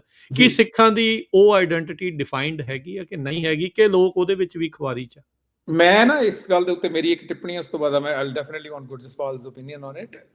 ਮੈਨੂੰ ਇਹ ਲੱਗਦਾ ਕਿ ਪਹਿਲੀ ਤਾਂ ਗੱਲ ਸਿੱਖਾਂ ਨੂੰ ਡਿਫਾਈਨ ਕਰਨ ਦੀ ਲੋੜ ਆ ਕਿ ਭਾਈ ਸਿੱਖਾਂ ਦਾ ਰਾਜ ਹੈ ਕਿੱਥੇ, ਸਾਡੇ ਪੁਰਖਿਆਂ ਨੇ, ਸਿੱਖਾਂ ਨੇ ਰਾਜ ਕੀਤਾ ਕਿਵੇਂ। ਬਾਬਾ ਬੋਤਾ ਸਿੰਘ ਤੇ ਬਾਬਾ ਗਰਜਾ ਸਿੰਘ, ਜਦੋਂ ਸਾਰੇ ਪੰਜਾਬ ਦੇ ਵਿੱਚ ਕਹਿ ਜਾ ਰਿਹਾ ਸੀਗਾ ਕਿ ਮੁਗਲਾਂ ਦਾ ਰਾਜ ਹੋ ਗਿਆ, ਬਾਬਾ ਬੋਤਾ ਸਿੰਘ, ਬਾਬਾ ਗਰਜਾ ਸਿੰਘ, ਉਹ ਲਾਹੌਰ ਵਾਲੀ ਜਿਹੜੀ ਸੀਗੀ ਰੋਡ ਸੀਗੀ, ਉਹਦੇ ਉੱਤੇ ਖੜ ਗਏ, ਚੁੰਗੀ ਲਾ। ਉਹਨਾਂ ਨੇ ਕਿਹਾ ਵੀ ਜਿੱਥੇ ਅਸੀਂ ਦੋ ਸਿੱਖ ਖੜੇ ਆ, ਜਿੱਥੇ ਸਿੱਖ ਜਿਹੜਾ ਰੱਬ ਦੇ ਹੁਕਮ ਦੇ ਵਿੱਚ, ਉਹਦੇ ਅਕਾਲ ਪੁਰਖ ਦੇ ਨਾਲ ਜੁੜਿਆ ਆ ਤੇ ਗੁਰਮੁਖ ਬੰਦਾ ਆ, ਉਹ ਜਿਹੜੇ 2 ਸਕੁਅਰ ਬਾਈ 2 ਸਕੁਅਰ ਫੁੱਟ ਦੀ ਜਗ੍ਹਾ ਤੇ ਖੜਾ ਹੈ ਨਾ, ਉੱਥੇ ਉਹ ਰਾਜ 'ਚ ਖੜਾ ਆ, ਉਹ ਐਜ਼ ਅ ਸੋਵਰਨ ਖੜਾ ਆ, ਠੀਕ ਹੈ ਜੀ। ਤੇ ਜੇ ਸੋਵਰਨ ਲੋਕਾਂ ਦਾ ਇਕੱਠ ਹੋ ਗਿਆ, ਉਹ ਜਿੱਥੇ ਹੋ ਗਿਆ ਤਾਂ ਉਹ ਵੱਡਾ ਰਾਜ ਬਣ ਗਿਆ, ਹੈਨਾ। ਸੋ ਕੁਐਸਚਨ ਮੈਨੂੰ ਲੱਗਦਾ ਵੀ ਸਿੱਖ ਜਿਹੜੇ ਆ, ਕਿਉਂਕਿ ਉਹ ਚੇਸ ਕੀ ਕਰ ਰਹੇ ਆ, ਹੈਨਾ, ਇਹ ਬੜੀ ਇੰਪੋਰਟੈਂਟ ਚੀਜ਼ ਆ। ਜੇ ਉਹ ਚੇਸ ਕਰ ਰਹੇ ਆ ਮਤਲਬ ਕਿੰਗਡਮ, ਪਰ ਇੰਡੀਵਿਜੂਅਲੀ ਉਹ ਸੋਵਰਨ ਨਹੀਂ ਹੈਗੇ, ਹੈਨਾ, ਸੋਵਰੈਨਿਟੀ ਉਹ ਦੂਜਿਆਂ ਕੋਲੋਂ ਭਾਲ ਰਹੇ ਆ, ਠੀਕ ਆ। ਤਾਂ ਫਿਰ ਮੈਨੂੰ ਲੱਗਦਾ ਕਿ ਫਿਰ ਉਹ ਕਿੱਥੇ ਆਉਣਗੇ। ਰਹੀ ਗੱਲ ਆਈਡੈਂਟਿਟੀ ਦੀ, ਮੈਨੂੰ ਲੱਗਦਾ ਕਿ ਸਿੱਖੀ ਉਹਨਾਂ there is a book called the 18th century Sikh movements ਕਰਕੇ ਕਿਤਾਬ ਹੈ, 19th century ਸਿੱਖ ਮੂਵਮੈਂਟਸ ਹੈ ਨਾ, ਉਹ ਕਰਕੇ ਕਿਤਾਬ ਹੈਗੀ। ਤੁਸੀਂ ਪੜ੍ਹੋ, ਤੁਸੀਂ ਰੀਅਲਾਈਜ਼ ਕਰਦੇ ਕਿ ਸਿੱਖੀ ਇੱਕ ਨਹਿਰ ਵਾਂਗੂ ਆ ਜਿਹਦੇ ਸੈਂਟਰ ਦੇ ਵਿੱਚ ਅਕਾਲੀਜ਼ ਨੇ। ਇਹ ਅਕਾਲੀ ਉਹ ਨਹੀਂ ਮੈਂ ਕਹਿ ਰਿਹਾ ਜਿਹੜੇ ਅਕਾਲੀ ਦਲ ਵਾਲੇ, ਮੈਂ ਉਹ ਅਕਾਲੀ ਕਹਿ ਰਿਹਾ ਕਿ ਜਿਹੜੇ ਬਿਲਕੁਲ ਅਕਾਲ ਪੁਰਖ ਤੋਂ ਬਿਨਾਂ ਕਿਸੇ ਦੇ ਉੱਤੇ ਟੇਕ ਨਹੀਂ ਰੱਖਦੇ, ਨਾ ਉਹਨਾਂ ਦੀ ਵਰਲਡ ਤੋਂ ਕੋਈ ਡਿਜ਼ਾਇਰ ਆ। ਹਮ ਅਕਾਲੀ ਜੱਕੇ ਵਾਲੀ ਉਹਦੇ ਸੈਂਟਰ 'ਚ ਫਲੋ ਕਰ ਰਹੇ ਨੇ। ਤੇ ਉਹਦੀਆਂ ਟ੍ਰਿਬਿਊਟਰੀਜ਼ ਜਿਹੜੇ ਉਹਦੇ ਆਸੇ-ਪਾਸੇ ਕਈ ਤਰ੍ਹਾਂ ਦੇ ਜਿਨ੍ਹਾਂ ਦੇ ਵਿੱਚ ਗੁਰੂ ਨਾਨਕ ਦੇ ਨਾਮ ਦੇ ਉੱਤੇ ਟੇਕ ਆ, ਉਹ ਸਾਰੇ ਉਸ ਦਾ ਹਿੱਸਾ ਨੇ, ਹਨਾ, ਉਹ ਸਾਰੇ ਉਹਦਾ ਹਿੱਸਾ ਨੇ। ਪਰ ਸੈਂਟਰ ਦੇ ਵਿੱਚ ਕੌਣ ਨੇ ਜਿਹੜੇ ਬਿਲਕੁਲ ਉਹਦੇ ਆਸ਼ੇ ਦੇ ਨਾਲ ਜੀ ਰਹੇ ਨੇ, ਹਨਾ। ਸੋ ਮੁੱਖ ਦੀ ਗੱਲ ਇਹ ਤੁਹਾਨੂੰ ਲੱਗਦਾ, ਜਿੱਦਾਂ ਤੁਹਾਡੀ ਗੱਲ ਚੋਂ ਮੈਂ ਸਮਝਦਾ ਵੀ ਕੀ ਸਿੱਖ ਆਪਣੀ ਜਿਹੜੀ ਸੋਵਰਨਿਟੀ, ਉਹਨੂੰ ਇੰਡੀਵਿਜੂਅਲ ਸੋਵਰਨਿਟੀ ਨੂੰ ਉਹ ਭੁੱਲੇ ਹੋਏ ਆ? ਮੈਨੂੰ ਇਹ ਲੱਗਦਾ ਡੈਫੀਨੇਟਲੀ ਜੇ ਇੰਡੀਵਿਜੂਅਲ ਸੋਵਰਨਿਟੀ ਹੋਵੇ, ਹਨਾ, ਜੇ ਇੰਡੀਵਿਜੂਅਲ ਸੋਵਰਨਿਟੀ ਦੇ ਵਿੱਚ ਸਿੱਖ ਰਹਿੰਦੇ ਹੁਣ, ਕਹਿਣ ਦਾ ਮਤਲਬ ਇਹ ਹੈ ਕਿ ਐਜ਼ ਐਨ ਇੰਡੀਵਿਜੂਅਲ ਜੇ ਉਹ ਸਹੀ ਜਗ੍ਹਾ ਤੇ ਆਪਦੀ ਇੰਡੀਵਿਜੂਅਲ ਸੋਵਰੈਨਿਟੀ ਗੁਰੂ ਦੇ ਆਸ਼ੇ ਦੇ ਹਿਸਾਬ ਨਾਲ ਐਗਜ਼ੀਕਿਊਟ ਕਰ ਰਹੇ ਹੋਣ, ਹਨਾ, ਤਾਂ ਮੈਨੂੰ ਲੱਗਦਾ ਜਿੱਥੇ ਉਹ 10 ਜਣੇ ਖੜੇ ਹੋਣਗੇ ਉਹ 10 ਦੀ ਸੋਵਰੈਨਿਟੀ ਹੋ ਜੂਗੀ। ਜਿੱਥੇ ਉਹ ਲੱਖ ਜਣਾ ਖੜਾ ਹੋਊਗਾ ਉਹ ਲੱਖਾਂ ਜਾਣੇ ਦੀ ਸੋਵਰੈਨਿਟੀ ਹੋ ਜੂਗੀ। ਜਿੱਥੇ ਕਰੋੜ ਜਣਾ ਖੜਾ ਹੋਊਗਾ ਕਰੋੜ ਜਾਣੇ ਦੀ ਸੋਵਰੈਨਿਟੀ ਹੋ ਜੂਗੀ। ਕੀ ਪ੍ਰੋਪੇਗੈਂਡਾ ਇਹੀ ਚੱਲ ਰਿਹਾ ਵੀ ਫਿਰ ਇਹ ਸੋਵਰਨਿਟੀ ਮਾਰੀ ਜਾਈ ਰੱਖੇ? ਮੈਨੂੰ ਲੱਗਦਾ ਕਿ ਇੰਡੀਵਿਜੂਅਲ ਸੋਵਰੈਨਿਟੀ ਦੀ ਜਗ੍ਹਾ ਇੱਕ ਇਲੂਸਿਵ, ਹਨਾ, ਆਈਡੀਏ ਦੀ ਜਿਹੜੀ ਚੇਸ ਆ, ਮੈਨੂੰ ਲੱਗਦਾ ਵੀ ਉਹਦੇ ਉੱਤੇ ਜ਼ਿਆਦਾ ਫੋਕਸ ਹੋ ਰਿਹਾ। ਇੰਡੀਵਿਜੂਅਲ ਸੋਵਰੈਨਿਟੀ, ਕਿਉਂਕਿ ਇੰਡੀਵਿਜੂਅਲ ਸੋਵਰੈਨਿਟੀ ਇਕੱਲੇ ਤੇ ਤਾਂ ਆਉਣੀ ਨਹੀਂ। ਇੰਡੀਵਿਜੂਅਲ ਸੋਵਰੈਨਿਟੀ ਤਾਂ ਉਦੋਂ ਹੀ ਆਉਣੀ ਹੈ ਜਦੋਂ ਬੰਦਾ ਗੁਰੂ ਦੇ ਹਿਸਾਬ ਨਾਲ ਜੀਊਗਾ। ਮੈਂ ਵੇਖੇ ਸਾਡੀ ਤਾਂ ਉਨੀ, ਮੈਨੂੰ ਲੱਗਦਾ ਵੀ ਉੱਥੇ ਨਾ ਸਾਡੀ ਉਨੀ ਪ੍ਰੈਕਟਿਸ ਆ, ਨਾ ਸਾਡੀ ਉਨੀ ਪਹੁੰਚ ਆ, ਪਰ ਮੈਂ ਵੇਖਿਆ ਇੰਡੀਵਿਜੂਅਲ ਗੁਰਸਿੱਖ ਬੰਦੇ ਜਿਹੜੇ ਆਪਣੇ ਬਿਲਕੁਲ ਹੀ ਉਹ ਇੰਡੀਵਿਜੂਅਲ ਸੋਵਰਨ ਆ। ਉਹ ਕਿਸੇ ਵੀ ਉਹ ਇੱਦਾਂ ਦੇ ਬੰਦੇ ਵੀ ਦੇਖੇ ਆ ਕਿ ਉਹ ਬਿਲਕੁਲ ਓਪੋਜੀਸ਼ਨ ਦੇ ਵਿੱਚ ਵੀ ਜਾ ਕੇ ਖੜੇ ਹੋਣਗੇ ਐਂਡ ਦੇ ਟੱਚ ਪੀਪਲ ਐਂਡ ਚੇਂਜ, ਅਗਲੇ ਬੰਦੇ ਟਰਾਂਸਫਾਰਮ ਹੋ ਜਾਂਦੇ ਆ। ਗੁਰੂ ਨਾਨਕ ਸਾਹਿਬ ਦੀ ਆਪਾਂ ਸਾਖੀ ਭੁੱਲ ਜਾਂਦੇ ਵੀ ਜਿਹਦੇ ਵਿੱਚ ਕੋਡਾ ਰਾਖਸ਼ ਜਿਹੜਾ ਸੀਗਾ ਉਹ ਲੋਕਾਂ ਨੂੰ ਮਾਰਨ ਵਾਲਾ ਬੰਦਾ ਸੀਗਾ, ਤੇ ਗੁਰੂ ਨਾਨਕ ਸਾਹਿਬ ਉਹਦੇ ਕੋਲ ਵੀ ਗਏ, ਤੇ ਗੁਰੂ ਨਾਨਕ ਸਾਹਿਬ ਦੀ ਸੋਵਰੈਨਿਟੀ ਗਰਾਊਂਡ ਤੇ ਉਹ ਤਾਂ ਅਕਾਲ ਪੁਰਖ ਆਪ ਸੀਗੇ ਬਈ, ਜਿਹੜੇ ਆਪੋਜੀਸ਼ਨ 'ਚ ਖੜੇ ਸੀਗੇ ਉਹ ਵੀ ਲਾਈਨਸ ਦੇ ਵਿੱਚ ਆ ਗਏ ਨਾਲ ਜੁੜ ਕੇ, ਹਨਾ। ਪਰ ਉਹ ਇੰਡੀਵਿਜੂਅਲ ਸੋਵਰੈਨਿਟੀ ਤੋਂ ਹੀ ਕੋਲੈਕਟਿਵ ਪੈਦਾ ਹੁੰਦਾ, ਕੋਲੈਕਟਿਵ ਤੋਂ ਇੰਡੀਵਿਜੂਅਲ ਸੋਵਰੈਨਿਟੀ ਪੈਦਾ ਨਹੀਂ ਹੁੰਦੀ। ਮੈਨੂੰ ਲੱਗਦਾ ਵੀ ਲੋਕੀ ਲੱਭ ਇਹ ਰਹੇ ਆ ਕਿ ਕੋਈ ਰਾਜ ਪੈਦਾ ਹੋ ਜਾਏ ਤੇ ਰਾਜ ਤੋਂ ਅਸੀਂ ਸੋਵਰਨ ਹੋ ਜਾਈਏ, ਇਦਾਂ ਨਹੀਂ ਹੁੰਦਾ। ਲੌਰਡ ਜਸਪਾਲ, ਐਨੀਥਿੰਗ ਤੁਸੀਂ ਕੁਝ ਐਡ ਕਰਨਾ ਜਾਂਦੇ? ਔਖਾ ਰਾਹ ਹੈ ਨਾ, ਔਖਾ ਰਾਹ ਹੈ। ਅਸੀਂ ਸੌਖਾ ਰਾਹ ਲੱਭਦੇ, ਠੀਕ ਹੈ ਨਾ। ਅਸੀਂ ਮਤਲਬ ਕਈ ਵਾਰੀ ਜਿਹੜੀਆਂ ਜੇ ਆਪਾਂ ਨਾ ਏਡੀਆਂ ਕੰਟਰੋਵਰਸ਼ੀਅਲ ਗੱਲ ਵੀ ਹੋ ਸਕਦੀ, ਕਈ ਵਾਰੀ ਏਡੀਆਂ ਬਚਕਾਨੀਆਂ ਡੈਫੀਨੇਸ਼ਨਸ ਹੁੰਦੀਆਂ ਨੇ ਵੀ ਮੁਲਕ ਦਾ ਨਾਮ ਖਾਲਿਸਤਾਨ ਹੈ, ਪਰ ਉਹਦੇ 'ਚ ਹਿੰਦੁਸਤਾਨ ਨਾਲੋਂ ਵੱਖ ਕੁਝ ਨਹੀਂ ਹੋਊਗਾ, ਠੀਕ ਹੈ ਨਾ। ਜਿਹੜਾ ਬੇਗਮਪੁਰਾ, ਮਤਲਬ ਜਦੋਂ ਇੱਕ ਬੜਾ ਪਿਓਰ, ਜਦੋਂ ਆਪਾਂ ਖਾਲਿਸਤਾਨ ਸ਼ਬਦ ਬਾਰੇ ਸੋਚਦੇ ਹਾਂ ਤਾਂ ਉਹ ਬੇਗਮਪੁਰੇ ਬਾਰੇ ਸੋਚਦੇ ਹਾਂ ਆਪਾਂ। ਇੱਕ ਓਂਕਾਰ ਦੇ ਫੰਡਾਮੈਂਟਲ ਤੇ ਬਸਿਆ ਇੱਕ ਮੁਲਕ, ਜਾਂ ਜਿਹਦੇ ਚ ਸਾਰੇ ਇੱਕ ਹੈ, ਜਿਹਦੇ ਚ ਮਾਨਸ ਦੀ ਜਾਤ ਇੱਕੋ ਹੀ ਪਹਿਚਾਣੀ ਜਾਊਗੀ, ਜਿਹਦੇ ਚ ਸਾਰੇ ਇੱਕ ਹੋਊਗਾ, ਜਿਹਦੇ ਚ ਕੋਈ ਵਖਰੇਵਾ ਨਹੀਂ ਹੋਊਗਾ ਤੇ ਜਿਹਦੇ ਚ ਕੋਈ ਗਮ ਨਹੀਂ ਹੋਊਗਾ। ਪਰ ਅਸੀਂ ਇੱਕ ਆਈਡੀਆ ਕੱਢ ਰਹੇ ਹਾਂ ਜਿਹੜਾ ਮਤਲਬ ਮੈਨੂੰ ਤਾਂ ਇਹ ਲੱਗਦਾ ਵੀ ਕਈ ਵਾਰੀ ਜਿਹੜਾ ਉਹ ਵਾਲਾ ਜਿਹੜਾ ਬਿਲਕੁਲ ਐਨ ਕੋਰ ਜਿਹੜਾ ਨੇਸ਼ਨ ਸਟੇਟ ਦਾ ਆਈਡੀਆ ਸ਼ਾਇਦ ਕਈ ਵਾਰੀ ਸਾਡੇ ਦਿਮਾਗ ਦੇ ਵਿੱਚ ਬਣ ਜਾਂਦਾ, ਵੀ ਜਿਹਦੇ ਵਿੱਚ ਜਿਹੜੇ ਭਈਏ ਹੈ ਉਹ ਵੀ ਬੇਗਾਨੇ ਹੈ, ਜਿਹੜਾ ਇੱਕ ਹਿੰਦੀ ਸਪੀਕਿੰਗ ਹੈ ਉਹ ਵੀ ਬੇਗਾਨਾ ਹੈ, ਹਨਾ। ਤੇ ਉਹ ਆਈ ਗੈਸ ਉਹ ਇੰਡੀਵਿਜੂਅਲ ਸੋਵਰੈਨਿਟੀ ਤੋਂ ਬਾਹਰ ਜਾਣ ਦੀ ਹੀ ਗੱਲ ਹੈ, ਕਿਉਂਕਿ ਉਹ ਸੌਖਾ ਰਾਹ ਹੈ, ਹਨਾ। ਵੀ ਇੱਕ ਹੱਦ ਹੋ ਜੂਗੀ, ਉਹ ਹੱਦ ਤੋਂ ਜਿਹੜਾ ਬਾਹਰ ਵਾਲਾ ਬੰਦਾ ਉਹ ਬੇਗਾਨਾ ਹੋ ਜੂਗਾ, ਹੱਦ ਤੋਂ ਅੰਦਰ ਵਾਲਾ ਬੰਦਾ ਸਾਡਾ ਹੋ ਜੂਗਾ। ਸਾਨੂੰ ਐਜ਼ ਅ ਨੇਸ਼ਨ ਸਟੇਟ ਜਿਹੜਾ ਖਾਲਿਸਤਾਨ ਹੈ ਉਹ ਬਣਨਾ ਹੈ, ਉਹ ਮਹਾਰਾਜ ਨੇ ਸਾਨੂੰ ਦੇਣਾ, ਹਨਾ, ਠੀਕ ਹੈ ਨਾ। ਉਹਦੇ ਵਿੱਚ ਉਹ ਬੇਗਾਨਗੀ ਵਾਲਾ ਨਹੀਂ ਹੋਣਾ, ਫਿਰ ਉਹਦੇ ਵਿੱਚ ਸਾਰੇ ਬਰਾਬਰ ਹੋਣੇ ਆ, ਉਹ ਪ੍ਰੇਮ ਵਾਲਾ ਚਾਹੀਦਾ, ਉਹ ਪ੍ਰੇਮ ਵਾਲਾ ਹੋਣਾ, ਹਨਾ। ਤੇ ਫਿਰ ਉਹਦੇ ਵਿੱਚ ਹਾਂ ਉਹ ਖਾਲਸ ਹੋਊਗਾ।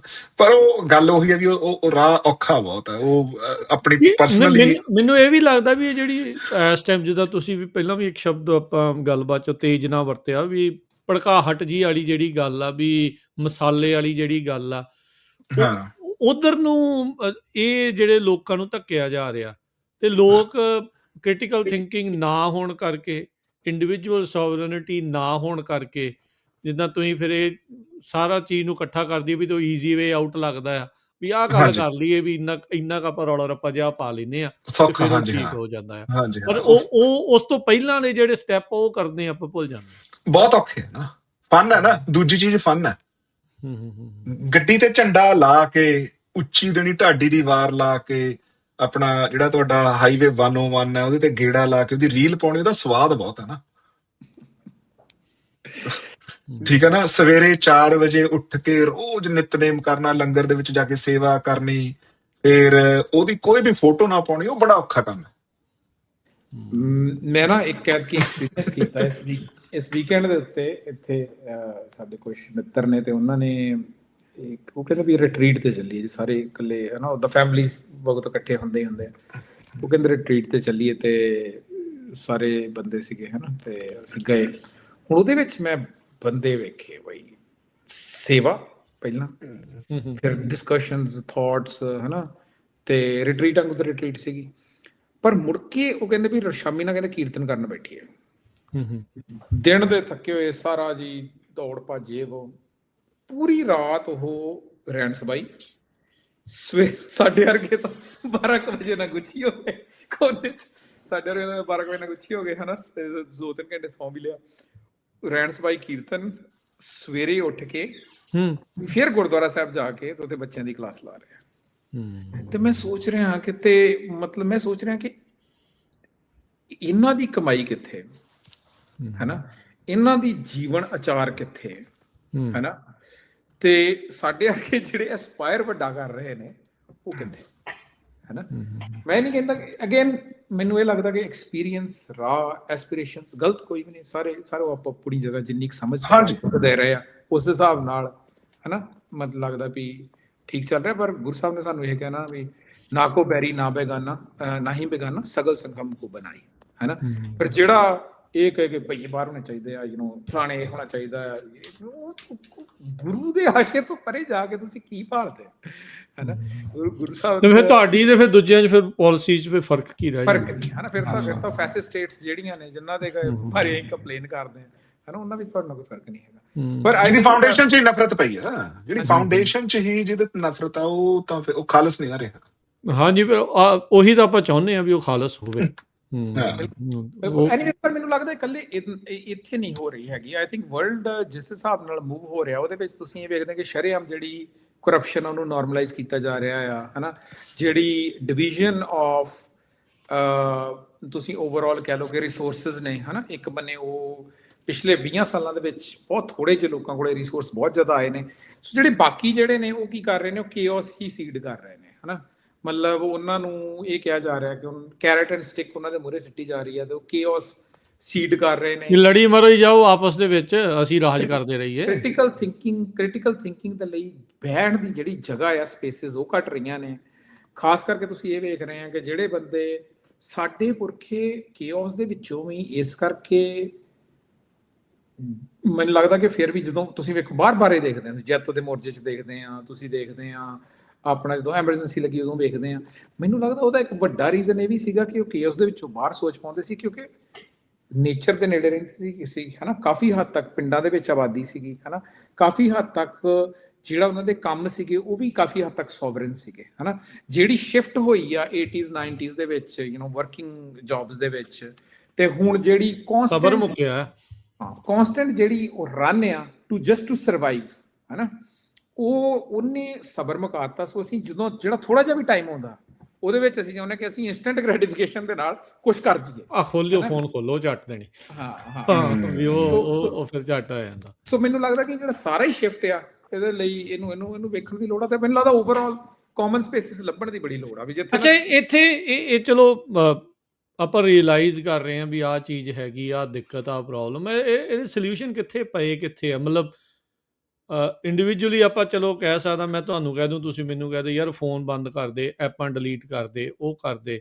ਬਟ ਜਿੰਨਾ ਕਾਲੇ ਦੁਆਲੇ ਆ, ਜਿਹੜਾ ਇੱਕ ਫੋਮੋ ਦਾ ਕਨਸੈਪਟ ਆ, ਯੋਲੋ ਵਾਲਾ ਕਨਸੈਪਟ ਆ, ਇਹ ਸਾਰੀਆਂ ਚੀਜ਼ਾਂ ਇੰਨੀਆਂ ਕੁ ਜ਼ਿਆਦੀਆਂ ਤੁਹਾਡੇ ਦਿਮਾਗ ਦੇ ਵਿੱਚ ਫਸਾ ਦਿੱਤੀਆਂ ਗਈਆਂ।